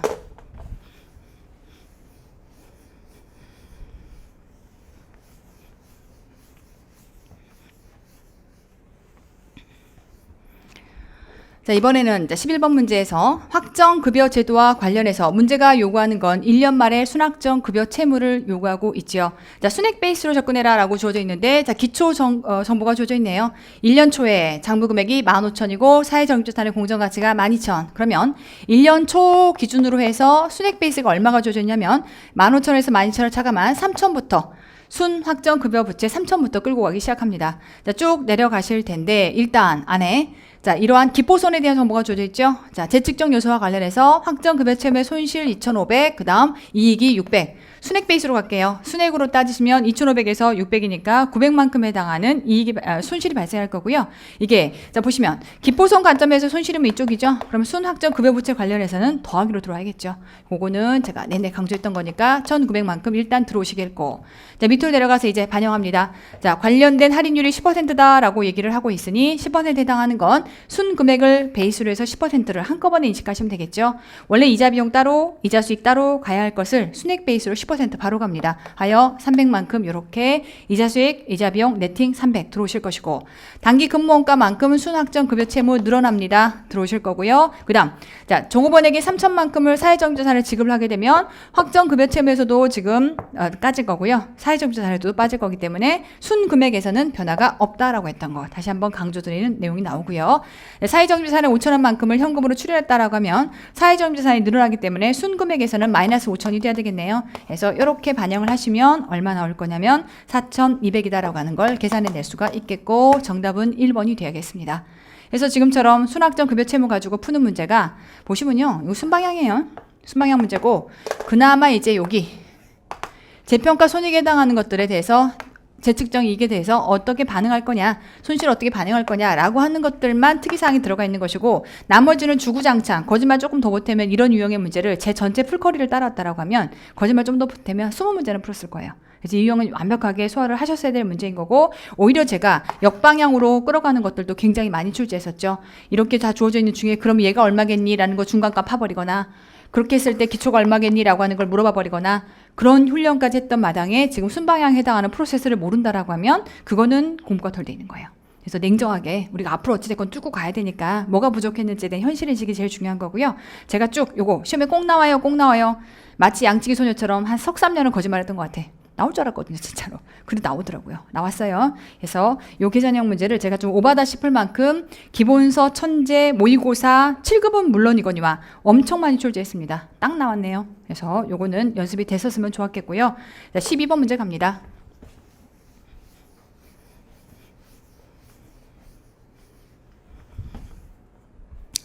자, 이번에는 자, 유형자산과 관련된 손상차손에 대한 환입 문제고요. 원가 모형입니다. 자, 원가 모형. 자, 쭉 타고 가볼게요. 자, 400부터 출발해서, 자, 주어져 있기를, 이게 문제가 좀 고약한 게요. 2년도의 손상차손, 환입 언제요? 4년. 돼요. 이렇게 쭉 순차적으로 끌고 갔어야 될 문제인 건데, 일단 갑니다. 400부터 출발해서 5년. 58에 40이죠? 80씩. 원가 모형이니까 결국은 쭉 80씩 상각하고 나면 그때 환입하는 시점에서 장부가 얼마인지를 먼저 만들어 놓는 게 의미가 좀 있겠다. 그러면 자, 1년 말에 80 상각하면 320에 또 80 상각하면 얼마일까요? 80 빼시면 240에 또 80 상각하시면 160에 그리고 또 80 상각하면 80에 이렇게 해서 X 1년 말, X 2년, X 3년, X 4년 이렇게 잡아올 수 있겠다. 될까요? 자, 요런 구조인 것이고, 자, 그 상태에서 자, 갑니다. 자, 손상에 해당하는 거 먼저 감가상각 먼저 할 거고요. 그러고 나서 지금 회수 가능가액이 1년도 말에 320이다. 그대로네요. 패스. 2년도에 240인데 이제 망가진 거죠. 그래서 얼마가 망가졌냐? 180이다 라고 해서 이렇게 망가진 상태면 2년도 말에 장부상의 금액은 180부터 출발을 할 겁니다. 자, 그래서 이제 감가상하고 내려옵니다. 다시요. 여기 손상 얼마인지 계산해 놓고 갈게요. 240에 180이니까 60만큼 해당하는 게 손상이었구나 라고 하는 거 잡아 오실 거고요. 문제가 좀 특이한 게 보통은 환입이면 나중에 환입된다라고 할 때 얘를 뚫고 가는 경우가 되게 많은데, 지금은 원가를 넘을 수 없다라고 했으니까 80까지만 갈 거고요. 그렇다라고 했을 때도 대부분이 60에서 나머지 60이 다 회복이 되고 나머지에 대한 이슈가 있을 텐데 해당 문제는 조금 약간 특이하게 숫자가 좀 작게 출제가 됐어요. 어쨌건 자, 요거 2년도 말에 180을 기준으로 해서 자, 1년 상각하고 2년 상각했으니까 나머지 이제 2년 상각하시면 되겠죠. 아직 2년 상각해서 3년 상각하시면 되겠죠. 그래서 3으로 나누시면 3, 6, 18 해서 60만 원만큼 감가상각 먼저 하시고 장부 얼마니 하면 감가상각하고 난 장부 120일 것이고 해당 내용이 지금 X 3년 말일 것이고 되죠. 자, 그러면 3년 기준으로 해서 다시 또 4년도에 이제 몇 년 남았냐면 요 120일 기준으로 봤더니 3년도도 120이야 라고 했으니 요때도 그냥 120 그대로 갈 것이고 4년도는 다시 또 이제 남은 연수 몇 년이요? 2년 남았죠. 2년 남아서 60 상각하시면 2로 나눠 60 상각하시면 장부 얼마 나올 거냐면 최종적으로 60이 나옵니다. 그러면 60에 대해서 환입접자 80까지 얼마요? 20. 그래서 노가다형 문제죠.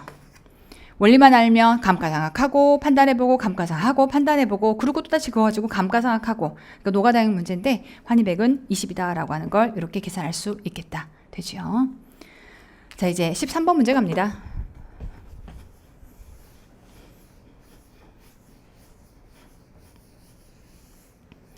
자, 13번 문제는 이제 낯선 문제 맞아요. 우리 수익인식 문제고요. 자, 수익인식과 관련해서 재무회계의 수익인식과 관련해서 이제는 사례형이 나올 때가 됐어요 라고 했던 건데 사례형이 이렇게 출제가 됐습니다. 자, 일단 들어가 보시면 5개 전광판을 단위당 3,000에 팔았대요. 넌 누구니? 우리는 기본적으로 수익인식 하려면 재화라는 것과 용역이라는 것으로 구분을 하셔야 됩니다. 너 누구니라고 하면 해당 내용은 재화죠. 그럼 재화는 기본적으로 인도 시점에 수익을 인식하게 될 겁니다. 해서 봤더니 똑같이 이제 또 다른 유지 서비스를 2천만 원에 제공한다라고 해서 전광판에 대한 연간 유지 서비스 너는 누구니? 얘는 용역이네요.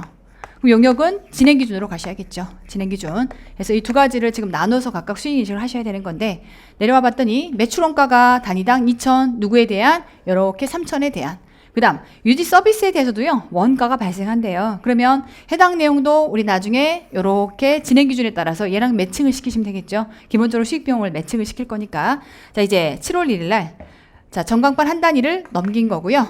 1년간 유지 서비스를 묶어서 한꺼번에 팔고 설치를 완료했다라고 지금 사안이 주어져 있어요.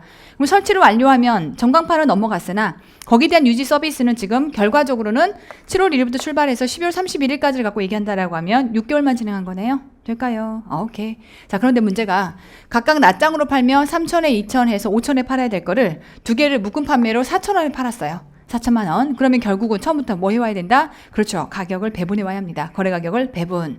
자, 하여 가격 배분부터 한번 출발을 해보도록 할게요. 자, 4천에 해당하는 거를 최종적으로는 고객에 받은 대가는 4천이에요. 4천에 해당하는 거를 지금처럼 나누어서 전광판과 그 다음에 서비스라고 하는 두 가지의 요소로 나누면 전광판에 해당하는 것은 재화일 것이고 서비스에 해당하는 것은 지금 용역입니다. 두 개를 나누어 봤을 때 자, 시가 비율로 나눠야겠죠. 개별 판매 가격 하나당 요거 3,000원에 팔 수 있고요. 3,000만 원에 요거 2,000만 원에 팔 수 있으니까 비율로 따지면 전체 비율 중에 60% 40%가 되겠네요. 그래서 4,000만 원에 대한 60% 2,400 이렇게 인식하시면 되겠고 그 다음 4,000만 원에 대한 40% 1,600 해서 도합 4,000이에요 라고 이렇게 잡아낼 수 있겠죠. 그래서 지금 제가 뭐 한 거냐면 가격을 배분했습니다. 가격을 개별 판매 가격을 기준으로 배분을 했어요. 그래야 이제 수익 인식을 재화는 인도 시점에 인식할 것이고 용역은 진행 기준에 따라서 인식을 하게 되겠죠. 자, 하여 문제가 1년도에 7월 1일 날 인식할 매출액은 그때는 전광판 넘어갔죠. 전광판 넘어간 것만 수익 인식 2,400 클리어. 자, 1년도에 전체 매출이 얼마일 거니라고 하면 이때는 재화와 용역을 합치셔야 돼요. 매출액이. 재화 2,400 클리어. 용역은 지금 진행 기준으로 7월 1일부터 출발해 12월 31일까지 기간은 월월 계산한다라고 돼 있으니까 반띵 그러면 자, 1년간인 거에 대해서 반띵이니까 1,600의 반 800이 되겠고 하여 재화 2,400에 용역이 800이다. 도합 합치시면 3,200이 되겠네요. 하여 1년 매출액 3,200 클리어. 되죠? 오케이. 자, 이제 매출 총익이 얼마일 거냐라고 하게 되면 재화에 해당하는 매출 원가는 아까 재화 그대로 다 넘어갔어요. 매출 원가 2,000이다라고 했으니까 2,000만큼. 용역에 해당하는 원가는 얼마일 거니라고 하면 전체 연간 원가 1,000만 원 중에서 반띵. 그러니까 500만큼 해서 2,500 차감하시면 되겠죠. 아까 3,200에 2,500 차감하니까 700 클리어. 옳지 않은 거 정답 4번 돼야겠죠. 2년도에 매출 총이익이 얼마일 거냐라고 해서 갑자기 뜬금없는 600이 나와 있는데 2년도는요. 남아있는 마저 서비스 매출 전체 1600 중에 800 제공할 것이고 원가 1000 중에 반띵 5 제공할 거기 때문에 300만큼이 결국은 2년도에 매출 총이익이 인식이 될 겁니다.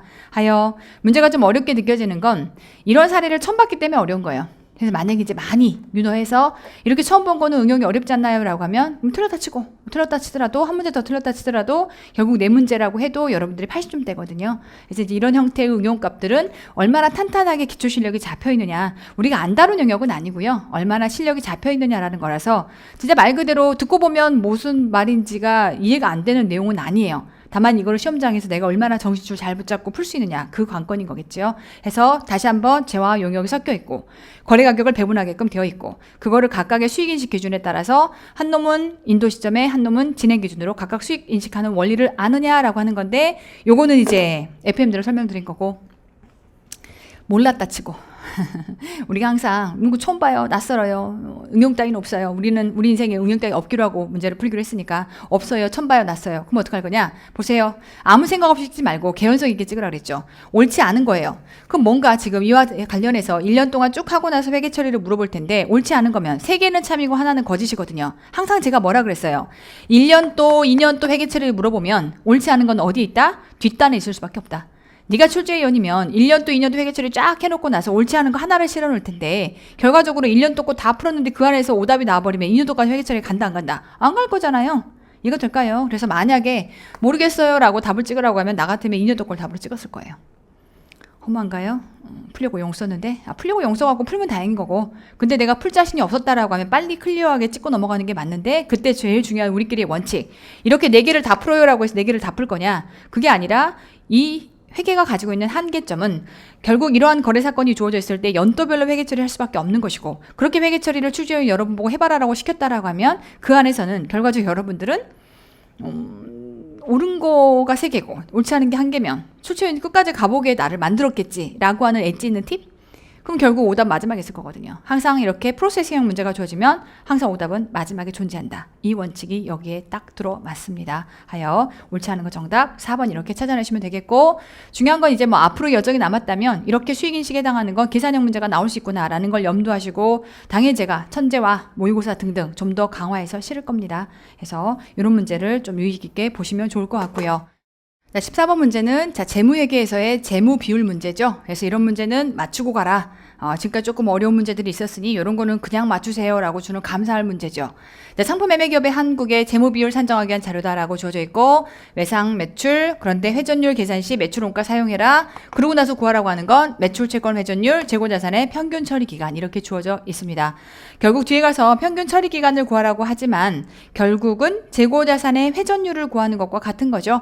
회전율 구해서 그거를 360으로 나누시면 기간이 나올 테니까, 하여 해당 문제는 매출 채권의 회전율과 재고 자산의 회전율을 구하라고 하는 형태의 문제입니다. 일단 첫 번째, 자, 매출 채권의 회전율은 자, 평균 매출 채권이 그러면 기초 기말의 매출 채권을 합으로 해서 2로 나누시면 평균 매출 채권은 15, 45 도합 60에 대해서 2로 나눈 30에 해당하는 평균 매출 채권이 매출액을 몇 바퀴 찍었니? 450이니까 15바퀴구나. 정답은 1번 아니면 2번 이렇게 좁혀지겠고, 자, 이제 재고자산 갑니다. 평균 재고자산이 있어 이렇게 가시면 24, 16 도합 합쳐 40에 반띵 20만 원만큼이 결국 매출 원가를 몇 바퀴 찍었니? 라고 해서 가시면 20회전이라는 거 알 수 있겠고, 이 20회전이 기간으로 나누자 라고 해서 1년을 360일이다 라고 이렇게 쪼개져 있으니까 나누시면 하루 얼마 나오죠? 18일이 나오죠. 한 바퀴당 18일. 정답은 1번 이렇게 찾아낼 수가 있겠네요. 그래서 당연히 해당 문제는 우리가 자주 풀었던 재무 비율에서 난이도 하급 정도의 문제라고 볼 수 있겠습니다.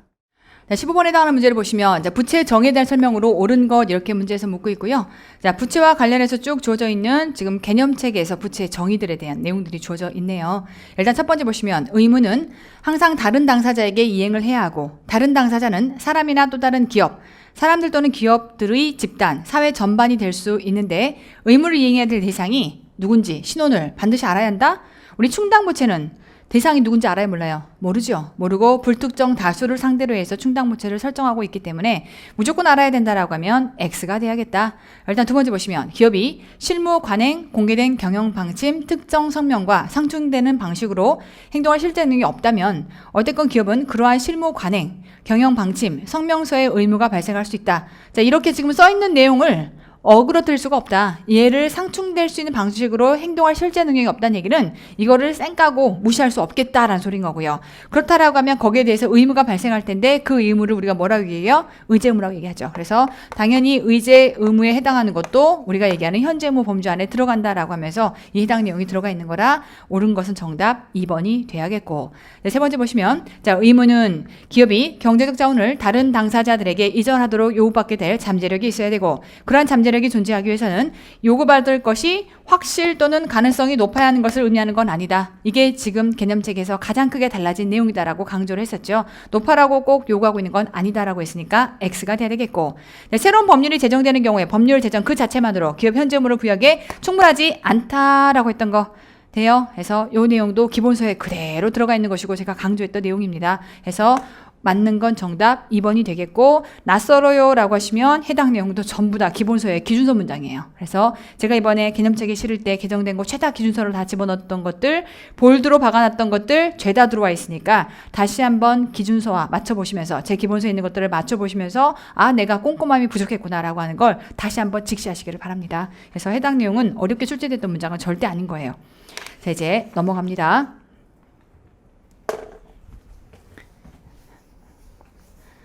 자, 이제 우리 시험에 다루지 않았던 리스 핵에 해당하는 리스가 또 계산 문제 나와도 고약하지만 지금처럼 말 문제 나오면 리스의 전반적인 원리를 몰았을 때는 훨씬 더 어렵게 느껴져요. 옳지 않은 거 문제도 묻고 있고요. 자, 리스는 제가 지금 여러분한테 설명을 해봤자 어차피 우리가 7급 범주 안에서도 리스에서 기본적인 내용들을 다뤘던 건데 7급을 다루지 않았던 분들은 리스 안 다뤘던 부분들은 완전히 이제 남의 나라 말처럼 느껴질 거거든요. 지금 여기서 해설 강의하면서 리스를 설명할 수 있는 내용도 아닌 거고. 그래서 자, 리스의 공자는 이제 큰 틀에서만 잡을게요. 리스의 공자는 개실에 금융리스에 따라 보유하는 자산을 재무제표 인식할 거고요. 그러면 이제 리스 제공자는 금융리스 채권을 장부에 잡을 겁니다. 그래서 앞으로 내가 지금 받을 리스 제공자니까 받을 돈에 해당하는 것을 현재가치 계산해서 채권 잡을 거고요. 그것을 리스 순투자와 동일한 금액으로 해서 수취채권, 채권 잡을 거니까 동일하게 표시한다. 굿. 자, 이제 리스 이용자라고 하면 결국 내가 리스를 사용하면서 거기에 따른 이자 비용이 발생이 될 거고, 그 다음 이제 리스 이용자는 그게 금융 리스든 운용 리스든 간에 개정이 돼서요. 결국은 사용권 자산이라고 하는 걸 장부에 잡게 될 것이고, 그만큼을 감가상각으로 구분해서 표시, 비용을 잡게끔 그렇게 회계 처리가 되어 있습니다. 운용 리스, 금융 리스를 불문하고 공통적으로 회계 처리가 이렇게 들어갑니다. 많은 내용이 되겠고, 이번에는 제조자 또는 판매자인 리스 제공자는 요거는 판매 후 리스를 얘기하는 거예요. 지가 만들어 놓고 나서 그거를 판매하고 나서 그러고 나서 이제 리스를 하는 그런 형태인데, 고객을 끌기 위해서 의도적으로 낮은 이자율을 제시하기도 하며, 낮은 이자율의 사용은 리스 제공자가 거래에 생기는 전체 이익 중에서 과도한 부분을 리스 개실에 인식하는 그런 결과가 생길 수 있기 때문에, 그래서 리스료와 모종 잔존가치에 해당하는 것을 결과적으로는 낮은 이자율이 못하게끔 현재 가치, 즉 그때 이자율을 사용하는 것을 시장 이자율로 사용해서 인식하게끔, 그래야 이제 이익을 네 맘대로 조정하는 것들을 막을 수 있다라고 해서 판매 후 리스에 대한 설명이거든요. 그래서 해당 내용은 맞는 내용입니다. 요거는 뭐 판매 후 리스를 정확하게 알고 계셔야 이 말이 무슨 말인지 이해할 수 있는 거라서 지금은 좀 한계가 있고요. 맞는 내용이고, 네 번째 보시면 제조자 또는 판매자의 리스 제공자는 리스의 체결과 관련해서 부담하는 원가를 리스 개시일의 자산으로 인식한다라고 지금 들어가 있는데, 이게 일반 리스는 그래요. 일반 리스는 그렇게 해줌으로써 발생하는 모든 이런 원가들을 앞으로 돈으로 다 회수받을 거기 때문에 지금 당장 들어간 내용을 비용 처리하지 않고 자산으로 잡아요. 하지만 판매나 이러한 제조의 경우는 그렇게 해서 자산으로 잡을 게 아니라 지금 당장 결과적으로 내가 이렇게 리스를 개시하는 중에 판매라는 행위와 리스라는 행위 두 가지가 일어난 거라, 판매라는 행위를 통해서는 일반적으로 판매하다 보니까 발생하는 어떤 부담의 원가가 있다? 당연히 손익 처리하죠. 그러니까 판매 후 리스는 판매하고 리스를 하는 거라 판매에서 판매 손익, 처분 손익이 발생하거든요. 그러다 보니 그 당시에 이렇게 그런 리스 체계와 관련해서 발생하는 부담 원가는 단기 손익으로 처리하게끔 그렇게 하고 있습니다. 그래서 판매형 리스에 해당하는 것들을 같이 겹쳐서 지금 말 문제로 묻고 있는 건데, 자산이 아닌 단기의 손익, 즉 비용으로 처리가 돼야 한다. 그래서 옳지 않은 거 정답 4번 이렇게 잡아내셔야겠고요. 자, 이제 17번 문제 갑니다.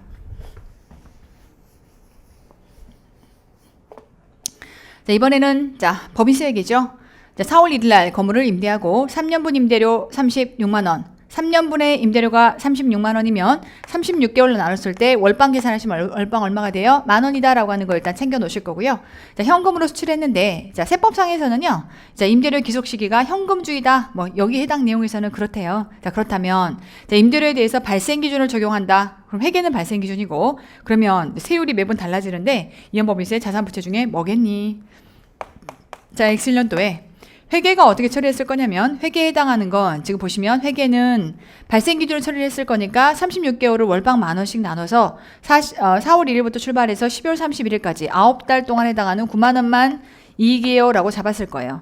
근데 세법은 뭐래요? 세법은 9만 원만 수익이에요 라고 했더니 귀속 시기가 현금주의니까 돈 받았어요. 그럼 전부 다 수익이에요 라고 잡을 거라서 세법 입장에서는 무슨 소리야, 다 잡아야 돼. 그러면 36만 원과 9만 원에 해당하는 차이가 얼마가 생겨요? 27만 원만큼 챙기죠. 27만 원에 해당하는 건 무슨 소리야, 지금 수익이지 라고 이렇게 잡아요.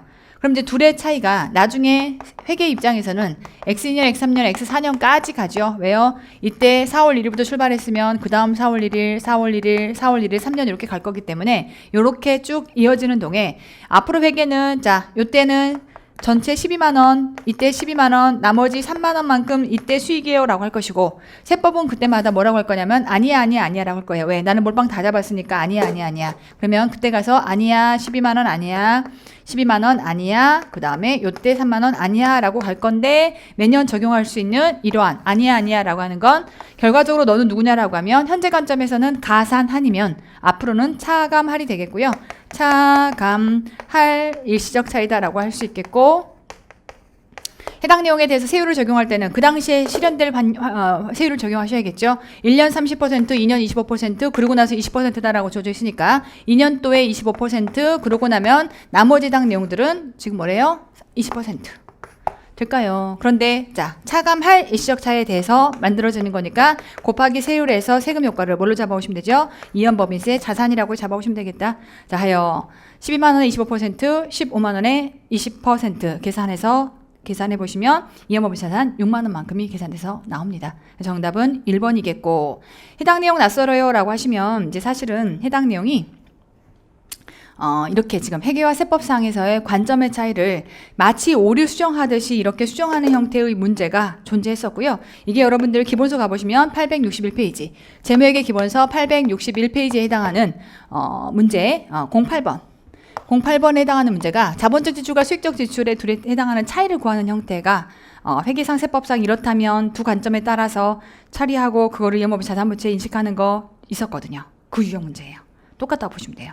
다만 그때는 자본적 수익적 지출이었고, 얘는 지금 현금주의로 인식할 거냐 발생주의로 인식할 거냐, 얼때고 기간손익에 해당하는 이러한 일시적 차이의 문제가 차후에 이연법인 자산일 거냐 부채일 거냐, 세율을 뭘로 적용할 거냐 라고 하는 것들을 나눠보는 형태, 마치 오류수정처럼 처리를 하되 그런 것들을 세율 적용해서 이연법인세 구하는 형태의 문제가 이렇게 주어져 있었습니다. 그 문제를 응용한 거다라고 보시면 되겠고, 이렇게 법인세 문제가 출제가 됐네요. 18번 갑니다.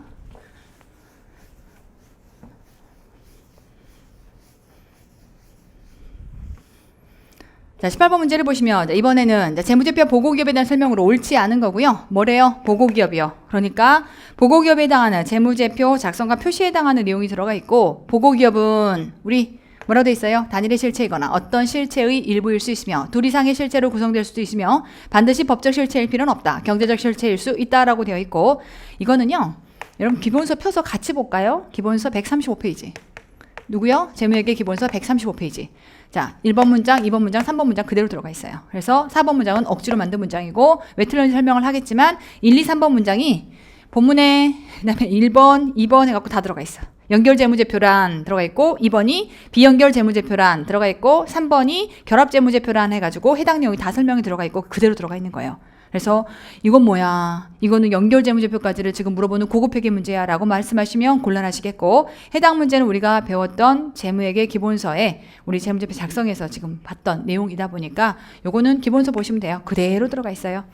다시 한번 법적 실체일 필요 없다. 굿. 보고기업이 지배기업 또는 지배기업이 단독이라고 하면 그때는 그 보고기업의 재무제표를 비연결 재무제표라고 한다. 기본서에 딱 박혀 있고요. 그 다음 세 번째 보시면 지배 종속 관계로 모두 연결되어 있지 않은 둘 이상의 실체로만 구성된다라고 하면 그거를 결합재무제표다라고 하면서 지금 현재 대한민국에는 결합재무제표가 이제는 없다라고 하면서 제가 사례까지 보여드렸던 거 롯데와 아이들 해가지고 사례까지 보여드렸던 내용이 지금 주어져 있고요. 기본강의에 사례 보여드렸어요.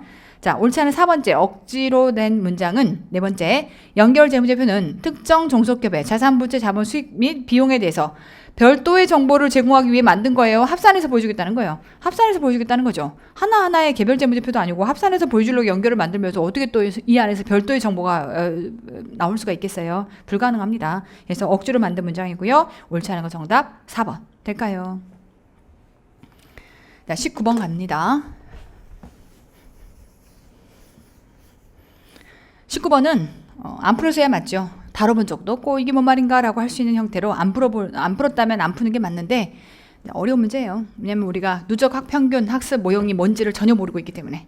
자, 이제 뭐 굳이 그래도 알고 싶어요. 풀어볼게요. 오케이요. 원래 한 대 성산하면 이렇게 된대요. 그런데 자, 직접 업무 시간에 대해서 80%의 누적 평균 시간 학습 모형이 적용이 된다라고 하면 세대를 추가로 생산한다라고 할 때 발생할 제조원가가 얼마일 것이냐. 결과적으로 제조원가는 직제, 직노, 그 다음 변동 제조간접 원가. 문제에서 고정 제조간접 원가는 발생하지 않는다고 했으니까 패스하시면 되겠고. 그래서 전형적으로 나오는 형태의 누적 평균 시간 모형의 학습 곡선을 공부할 때는 나오는 문제인데 우리가 그냥 우리 시험 범위에서 안 다뤘던 거예요. 그럼 이전에 다룬 적이 있었어야 됐냐? 20년 만에 처음 나왔어요. 어쩌라고? 이런 거는 그냥 다 같이 밑밥 잡고 그냥 손잡고 틀고 가는 거예요. 자, 근데 어쨌건 지금 문제가 이렇게 주어져 있으면 누적 평균 시간의 학습 모형이 뭔지를 이해를 하시면 될 텐데 원래 한 단위를 만들 때 100시간 걸린다라고 지금 사안이 주어져 있는데 시간이 100시간이 걸리는데 이게요. 누적 평균 시간의 학습 모형은 이게 2배가 될 때마다 아무래도 학습률이 늘다 보니까 시간이 줄 수밖에 없다라고 하는 게 누적 평균 시간 학습 모형이에요. 근데 이제 결국은 한 단위 만들 때 100시간이었는데 그럼 이게 2배가 되면 이제 이게 2단위가 되겠죠. 이게 2배가 된다라고 하면 그때는 80%만큼 시간이 줄 거라서 평균 80시간이다라고 하는 건 원래 한 개 만들 때 그다음에 또 하나 만들 때 그럼 전체 걸리는 시간을 2로 나눴을 때 평균이 얼마냐? 그때 평균이 80이라는 거예요. 이게 지금 여기서 얘기하는 누적 평균 시간. 이해가 될까요? 그러니 결국은 2개 만들 때 걸리는 시간은 얼마라는 거예요? 28, 26, 160시간이다 라는 걸 의미하는 거고 그런가 하면 이제 또다시 얘가 배수로 될 때 항상 2배씩이라고 생각하셔야 돼요. 2배수가 될 때 여기서 2배수 여기서 2배수 생각하시면 되는데 2배수가 될 때 결국 4개를 만든다라고 하면 또다시 자 80%만큼의 효율이 발생합니다. 그래서 여기에 80%라고 하면 88은 64시간만큼이 발생해요. 평균적으로. 그럼 결국은 4단위를 만든다라고 하면 한 단위당 64시간인 거니까 곱하면 이렇게 해서 총 4단위 만드는 시간이 들 거거든요. 문제가 요구하는 건 뭐예요? 추가로 3단위를 만든다면이죠. 그러니까 결국 한 단위 만들 때는 100시간인데요. 4단위 만들 때가 몇 시간이 드냐면 64시간 곱하기 4 하니까 256시간이 들어요. 그럼 결국 이 델타가 얼마라는 거 알 수 있어요? 156시간이 된다는 거 알 수 있겠고 결국 156시간이 더 소요된다라고 할 때 그때의 제조원가가 얼마냐? 그럼 제조원가는 직제, 직노, 변동제조 다 합치시면 되는데 직제당하는 거는 한 단위당 8만 원이라고 했으니까 곱하기 3단위 83, 24, 24만 원 확보. 그리고 나면 나머지는 이렇게 직접 노무 시간으로 움직이는 것들을 봤을 때 직접 노무 시간이 한 단위당 얼마 들어요? 1500시간. 그런데 지금 시간이 얼마가 총 소요가 됐냐면 1500원이 소요가 될 텐데 시간이 아까 지금 했던 것처럼 추가로 156시간이 소요가 되면 추가 3단위가 만들어지는 거죠. 자 해서 1500에 계산기 없이 지금 이거 풀라는 건지 이거 계산하시면 23만 4천 원이 나와요. 그러니까 23만 4천 원에 24만 원 더 합치시면 47만 4천 원. 정답은 4번 이렇게 찾을 수 있는데 다 보고 나니까 어떤 생각 들죠? 안 풀었어야겠구나 라는 생각이 들죠. 당최 이런 거 좀 계산하라는 건지 인간적으로 너무하잖아요. 그래서 뭐 생각이 있지 낸 거라기보다는 제가 보기에 난이도 조정하려고 된 것 같아요. 이런 것들은 깔끔하게 틀려줘야지 이런 것까지 풀려고 했어요. 그러니까 힘든 거예요. 근데 냉정하게 직시해야죠. 내가 진짜 풀어서 건질 수 있는 문제가 어디에 있었던 건지. 그래서 이렇게 문제가 들어가 있다 정도 느낌 잡으시면 되겠고 20번 넘어갑니다.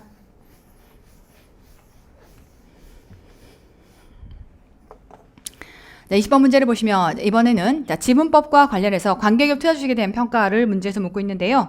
당기순이익이 2200이라면 그때 이제 지분법 평가이익이 얼마일 거냐?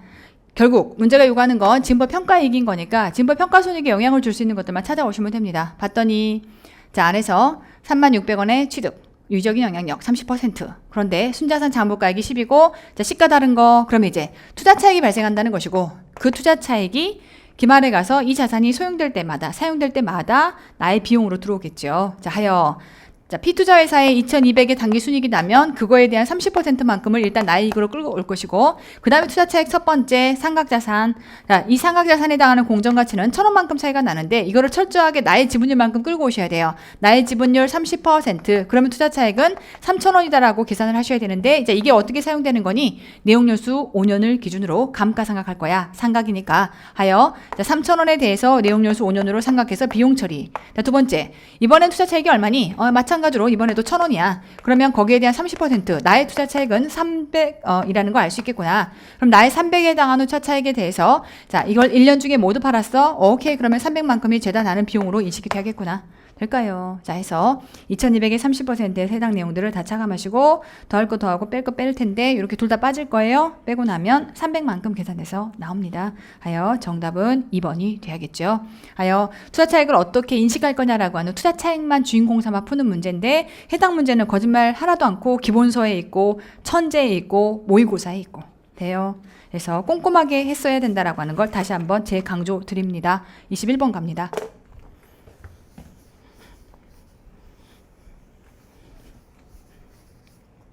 자, 유형자산에 해당하는 재평가 모형이죠. 처음 샀을 때 기계장치 10,000원짜리 정액법 4년 잔존가치 2,000의 원가 모형. 자, 옳은 거 문제에서 묻고 있고요.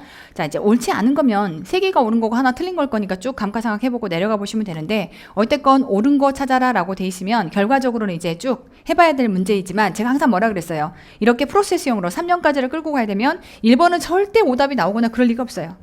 1, 2번은 1년, 2년 동안 절대 안 나와요. 답은 어디에 나와요? 여기서 오답 나오겠지. 이해가 돼요. 이거는 너무나 자명한 거예요.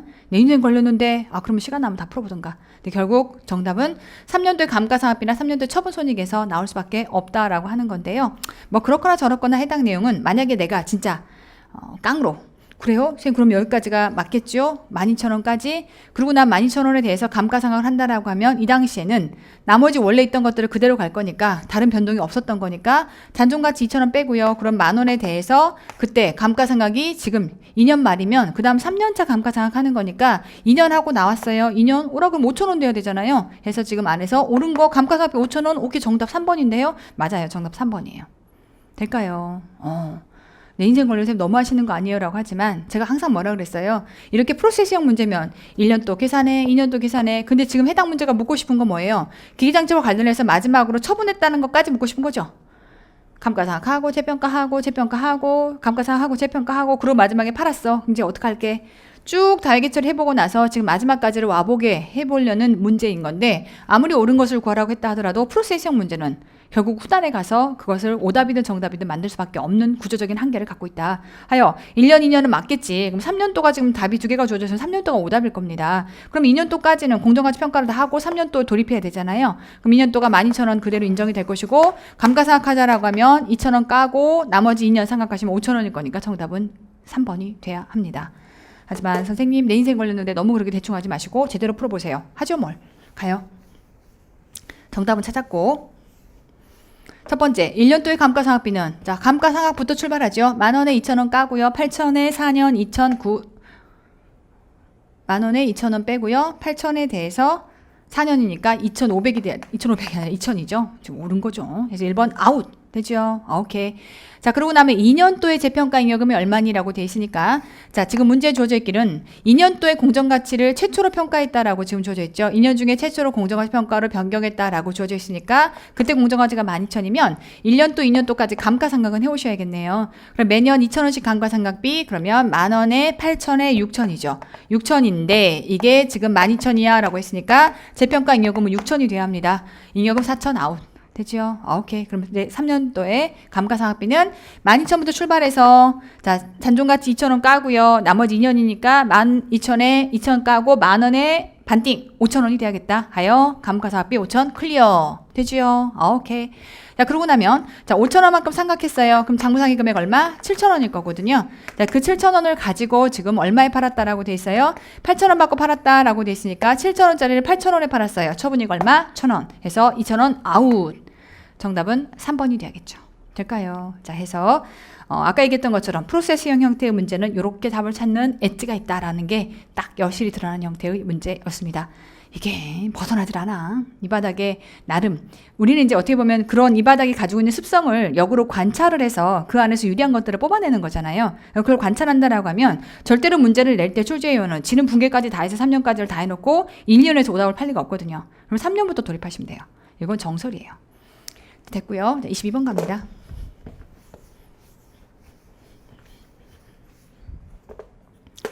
자, 이제 이게 우리가 배우지 않았던 내용이죠. 옳지 않은 것이라고 돼 있는데, 자, 갑니다. 위험회피 효과는, 위험회피는요, 자, 공정 가치가 달라지는 것과 현금 흐름이 달라지는 것들에 대한 위험을 회피하고 싶다라고 하는 내용이고요. 회계에서.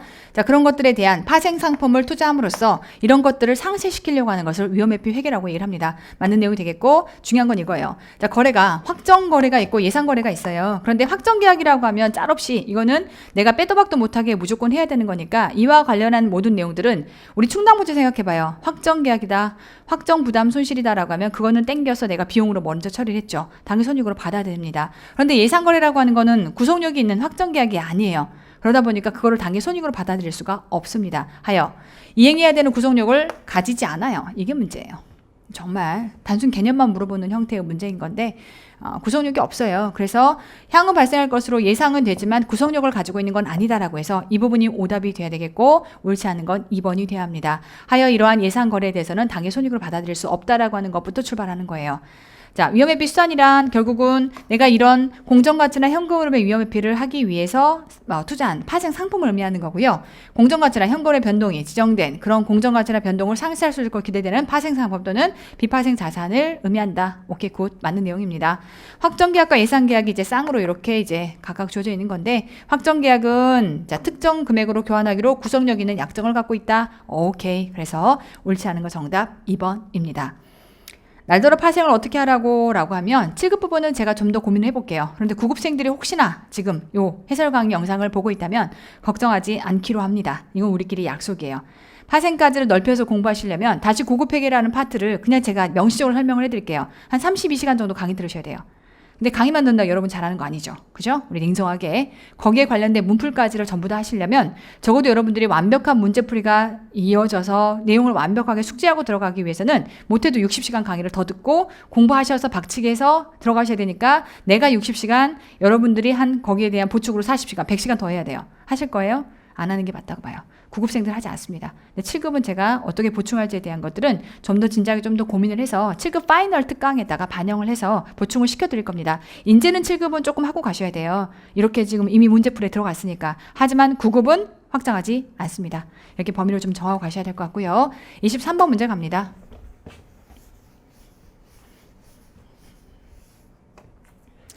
자, 마찬가지로 재무제표의 작성과 표시에 대한 설명을 옳지 않은 것. 자, 해당 문제도 소름이다 라고 느낄 정도로 해당 내용 모두 본문. 지금 보시면 두꺼워요. 그래서 지금 안 배운 것 같아요 라고 할지 모르겠지만 내용들이 굉장히 두꺼워요 라고 할지 모르겠지만 자, 우리는 반박할 수 없는 기본서라는 게 존재하죠. 페이지 190, 페이지 188, 페이지 189. 다 찾아왔어요? 기본서 매칭해보세요. 자, 옳지 않은 것 1번. 상이한 성격이나 기능을 가진 항목은 구분해서 표시하며 다만 중요하지 않은 항목이라면 성격이나 기능 유사한 항목과 통합해서 표시할 수 있다. 이건 항상 강조했던 내용이고요. 두 번째, 자, 표시 통화를 1000단위나 100만 단위로 표시할 수 있는데 이때 중립성이 제고가 되는 게 아니라 비교 가능성이 제고가 된다라고 해야 맞는 내용이라 좀 치사하긴 하지만 옳지 않은 건 정답 2번이 돼야 합니다. 좀 치사하긴 해요. 자, 그런데 이러한 표시는 자, 공시하고 중요한 정보가 누락되지 않는다라고 하면 1000단위나 100만 단위로 표시할 수 있다라고 해서 이 경우 이렇게 190페이지에 기본서 가보시면 딱 들어가 있습니다. 요걸 오답으로 지금 파놓은 거고요. 상식적으로 1000단위, 100만 단위로 표시한다고 중립성, 뉴트럴, 뭔가 치우치지 않는 형태 전혀 매칭 안 되는 거예요. 그나마 이제 1000단위, 100만 단위를 딱 표시해놓는다라고 하면 아무래도 비교하기가 편하다라는 의미에서 이렇게 해놓은 건데 요거 완전 이상한 말을 써놓은 거고요. 자, 그 다음 전체 재무제표는 적어도 1년마다 작성하는데 만약에 변경을 해서 미달하면 미달하는 이유 그 다음에 거기에 대해서 완전하게 비교가 불가능하다라는 것을 써주면 되겠다라는 거 기본서에 딱 박혀 있고요. 그 다음 표시 부분이나 분류를 변경한다라고 하면 실무조 적용할 수 없는 게 아니라면 비교 금액도 재분류해라. 그때 그런 성격 등등에 해당하는 것들도 추가로 공시해라 라고 하는 거 거 기본서에 딱 박혀 있어요. 해당 내용 전부 다 기본서에 있는 기준서 컨트롤 C, 컨트롤 V. 얼마나 기준서를 정확하게 이해하고 있느냐, 받냐 안 받냐가 당락을 좌우하는 시험이었습니다. 꼼꼼함이 생명의 시험인 거예요. 앞으로는 이렇게 출제가 될 겁니다. 저는 제가 지금까지 여러분들을 쭉 회계를 리드해왔던 방식이 완벽하게 맞다라고 하는 걸 이번에 다시 한번 자부를 합니다. 재수없게 느낄지 모르겠지만 정말 확신했어요. 아, 기본서 여기 정말 똑같구나. 완전 똑같아요. 적어도 제가 다뤘다는 범위 안에서는 다 나왔어요. 뭐 안 다룬 거 어떡할 거냐? 아니 20년 동안 한 번도 안 다룬 걸 어쩌라고. 전체 범위 안에서 60%만 우리가 공무원 시험에 다뤘던 거라 그걸 했던 거고, 나머지 미지 40%가 다루지 않았다라고 하는 건 공무원 시험의 회계가 가지고 있는 한계점이에요. 근데 그건 다 같이 잡고 틀리면 돼요. 쉽게 얘기해서. 그래도 여러분 88점이에요. 여러분 지금 같은 7급 시험에 지금의 경쟁률이라든지 이런 구조를 봤을 때는요, 붙고도 남는 점수입니다. 그러니까 항상 중심을 잡으셔야 돼요. 내가 뭘 풀었는지, 공부했는데 못 푼 건지, 공부를 덜해서 못 푼 건지, 애쌍초 우리 능력 밖에 정말 우리가 다루지 않았던 영역이 나왔던 건지를 구분하셔서 뭐가 문제인지를 정확하게 잡으셔야죠. 우리의 범위 안에서는 저는 잡합니다. 완벽했습니다. 우리가 범위 아닌 부분에서 우리가 지금 미스가 난 거지만 그건 우리의 미스가 아닙니다. 그들이 그런 방식으로 내겠다는데 어떻게 해요? 우리 회계가 가장 한계점인걸요. 이렇게 정리를 좀 하셨으면 좋겠고, 24번 갑니다. 자, 보시면 고정비 60에 손익분기 매출액이 150이다라고 주어져 있고, 안전 한계율이 40%라면 영업이익이 어떻게 되겠는가? 자, 그러면 우리 항상 했던 거 고정비 손익분기점 매출액. 자, 손익분기점 매출액 곱하기, 그렇죠, 공헌이익률, 공헌이익률. 요거는 아예 외우고 있어라. 항상 나오는 공식이다. 그래서 60 하시면, 자, 150, 60 나눠서 손익분기점 공헌이익률 몇 나올 거냐면 0.4가 계산돼서 나옵니다. 자, 그럼 이제 안전한계율이 40%일 때의 매출액이 얼마인지 아시면 되겠죠. 자, 보시면 안전한계율이 40%라는 얘기는 전체 매출 중에서 안전하다고 느꼈던 이 구간이 0.4래요. 그럼 지금 손익분기점까지가 전체가 얼마인 거예요? 0.6이네요. 그러면 자, 얼마에 대해서, 전체 매출액에 대해서 0.6이 지금 150만큼의 손익분기점이래요. 역산해 갖고 계산하시면 해당 내용이 얼마일 거냐면 150에 대해서 0.6, 150에 대해서 0.6 나누시면 얼마 나올 거냐면 250이 나옵니다. 그러니까 전체 매출 구간은 250이었다라고 하는 걸 알 수 있겠고, 이제 다 했어요. 250에 대해서 공헌이익률 0.4 해서 0.4만큼 계산하시면 요렇게 해서 공헌이익 100 나올 거고요. 자, 그때 지금 주어져 있는 것처럼 고정비가 60이다라고 해서 60 차감하시면 나머지가 40이다라고 해서, 문제가 구하고자 하는 건 영업이익 얼마니라고 했으니까 이렇게 40만큼 계산돼서 나오죠. 그래서 해당 문제의 특징은 딱 두 가지인 거네요. 자, 첫 번째는 고정비라고 하는 건 손익분기점 매출액 곱하기 공헌이익률을 통해서 나온다는 거, 첫 번째와, 그 다음에 두 번째는 안전 한계율에 해당하는 개념을 알고 있느냐라고 하는 걸 물어보는 문제였습니다. 자, 해서 계산하시면 40. 요거는 우리가 충분히 풀었던 CBP 문제 중에 소화가 됐던 아주 쉬운 영역입니다. 자, 이제 25번 문제 갑니다.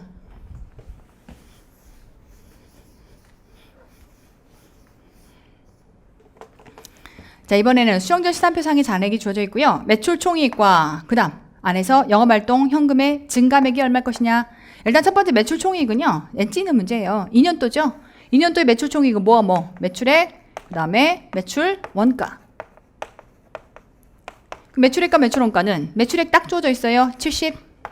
자, 매출 원가는 어떻게 구할래라고 하면 재고자산의 정보를 갖고 구할 수밖에 없는데, 자, 수정전 시산표이기 때문에 매입 잔액이 살아있는 거고요. 그럼 이제 재고자산은, 자, 기초의 재고자산이 지금 2년 말 재고에서 1년 말 재고를 바라봤을 때 1년 말 재고가 2년 입장에서는 기초가 되죠. 그래서 기초가 10만 원.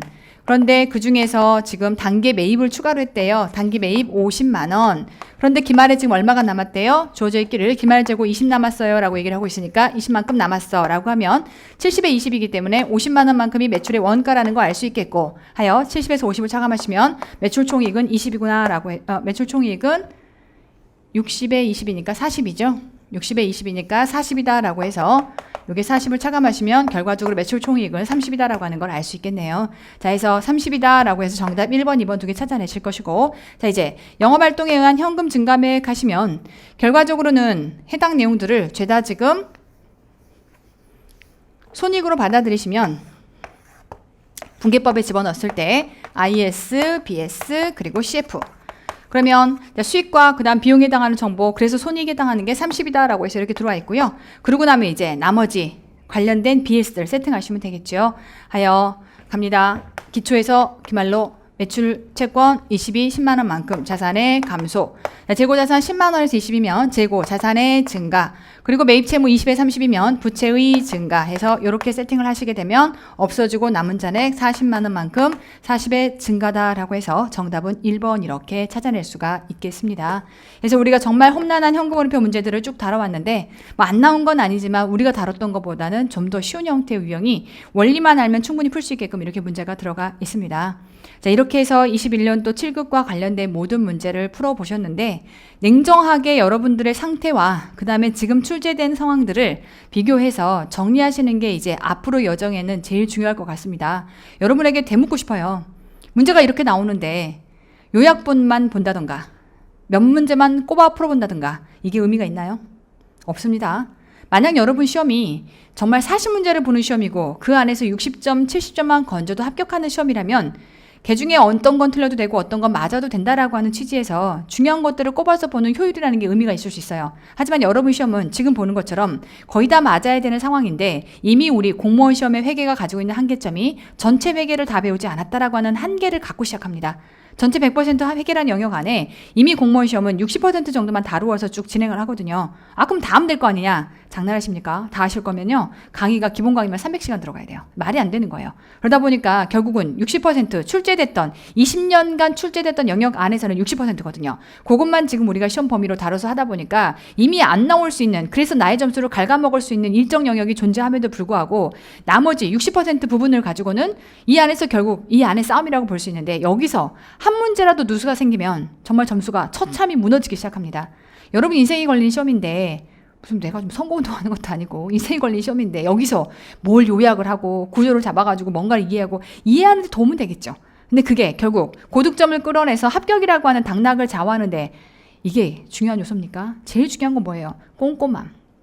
그 다음 어차피 시험에 나올 거는 기준서가 나올 거기 때문에 기준서를 얼마나 여러분들이 정확하게 꼼꼼하게 제대로 다 이해하고 있느냐가 중요한 포인트예요. 제가 수년간 그렇게 했기 때문에 제 기본서를 많은 분들이 보실 수밖에 없고 그 해당하는 모든 컨텐츠들을 가능한 소화해서 시험장에 들어가려고 노력하는 건 그렇게 접근했던 저의 방식이 만약에 옳지 않았다면 10년간 그게 옳지 않았다면 제가 9년간 1차 자리에 있지도 못했을 겁니다. 근데 제가 재차 이번에 변혁된 시험에 이 결과값들을 보면서 다시 한번 느낍니다. 맞지. 그래. 이게 맞는 거야. 다시 한번 옳다라고 하는 걸 확신하는 계기가 됐고요. 저의 앞으로의 방향은 지금처럼 그리고 지금보다 더 촘촘하게 여러분들에게 누수가 될 수 있는 더 다양한 형태의 응용 문제들을 여러분들에게 만들어 드리기 위해 노력을 할 거고 7급은 어찌됐건 이렇게 범주가 조금 늘어났기 때문에 그것들에 대한 건 반드시 7급 파이널 특강을 꼭 듣기 바랍니다. 7급생들이라면. 그럼 9급생들은요? 9급생들은 이 현재 지금 우리가 22년도를 대비해서 했던 내용들에서 더 늘어나지 않습니다. 범위는 늘지 않을 겁니다. 뎁스는 늘릴 겁니다. 분명히 지금처럼 나온다라고 하면 여러분들 시험장에서 굉장히 혼란스럽게 어렵게 느낄 수 있기 때문에 뎁스는 늘려서 많은 문제들을 더 풀어볼 수 있게끔 제가 보강을 하겠지만 솔직히는 저는 지금도 충분하다고 봐요. 제가 했던 내용들이 워낙 헤비하고 많다 보니까. 하지만 어쨌건 내 인생 걸린 시험에 항상 얘기하죠. 나와가지고 출제위원 너 이렇게 내시면 안 돼요 라고 말하는 게 여러분 인생에 도움이 되나요? 그렇지 않습니다. 차라리 다 같이 손잡고 세 문제를 똑같이 틀리면 우리의 만점은 88점부터 시작하는 겁니다. 그런데 그 안에서도 누군가의 강의를 듣고 누군가의 책을 봐서 그런 차이가 발생한다면 그거는 누구에게도 변명이 될 수 없는 내용이 돼요. 그러니까 우리는 어찌됐건 우리 시장에서 20년간 다루지 않았던 세 문제 해당하는 걸 내려놨을 때는 이건 다 똑같이 내려놓는 거예요. 그렇다라고 하면 88점을 만점으로 기점을 받았을 때는 이 안에서 내가 얼마나 이 완벽한 점수를 끌어냈냐 여기에 싸움인 거거든요. 적어도 제가 여러분들과 함께 제가 선봉장으로 이끌어왔던 지금의 많은 시간 안에서는 88점만큼은 완벽했습니다. 물론 시험 못 보고 왔어요 선생님 그래서 정말 너무 우울해요 라고 하시는 분들한테는 지금 제가 하는 말들이 상처가 될 수도 있겠지만 중요한 건 제가 마음을 다독거리고 위로한다고 해봤자 내년 여러분들이 보는 시험에 1도 도움이 되지 않습니다. 심적인 위로가 될지는 모르겠지만 앞으로 발전하는 데 있어서는 뼈아픈 실적을 받아들이고 부족한 게 무엇인지에 대한 정말 뼈아픈 현실인식에서부터 발전은 시작이 되는 거기 때문에 다시 한번 냉정하게 내가 뭐가 부족했는지를 곱씹어 보시고 앞으로 어떻게 컨텐츠나 컨리를 점검해 갈지에 대한 것들을 냉정하게 다시 한번 판단해 보시기를 바랍니다. 불가능한 건 없습니다. 저는 항상 그렇게 생각해요. 부족한 부분이 있다라고 하면 메꾸시면 되는 거고 지금 현재 직시했을 때 우리가 부족해서 이 점수인 건지 아니면 도저히 내려놓고 가야 하는 어떤 부분이 일정 부분 있는 거고 그 안에서 내가 완벽해져야 되는 건지를 정확하게 구분하셔야 내가 앞으로 갈 길이 보일 거다라는 생각이 듭니다. 오케이? 어쨌건 힘든 시험 치르고 오시느라 고생이 많으셨고 앞으로 변화된 선택 과목제가 아닌 필수 과목제의 시험은 앞으로 계속 이러하리라고 봅니다. 그 험난한 길을 여러분과 저 함께 여러분들이 항상 믿고 의지해 오시는 제가 어쨌건 좋은 리더로서 잘 끌고 갈 거니까 22년 시험을 대비하신다라고 하면 제가 여러분들에게 보여드리는 컨텐츠 함께 하자라고 하는 그 컨텐츠들을 제발 부디 성실하게 잘 따라와 주시기를 다시 한번 간곡하게 부탁을 드립니다. 오케이, 오늘 여기까지 진행하겠습니다. 수고하셨습니다.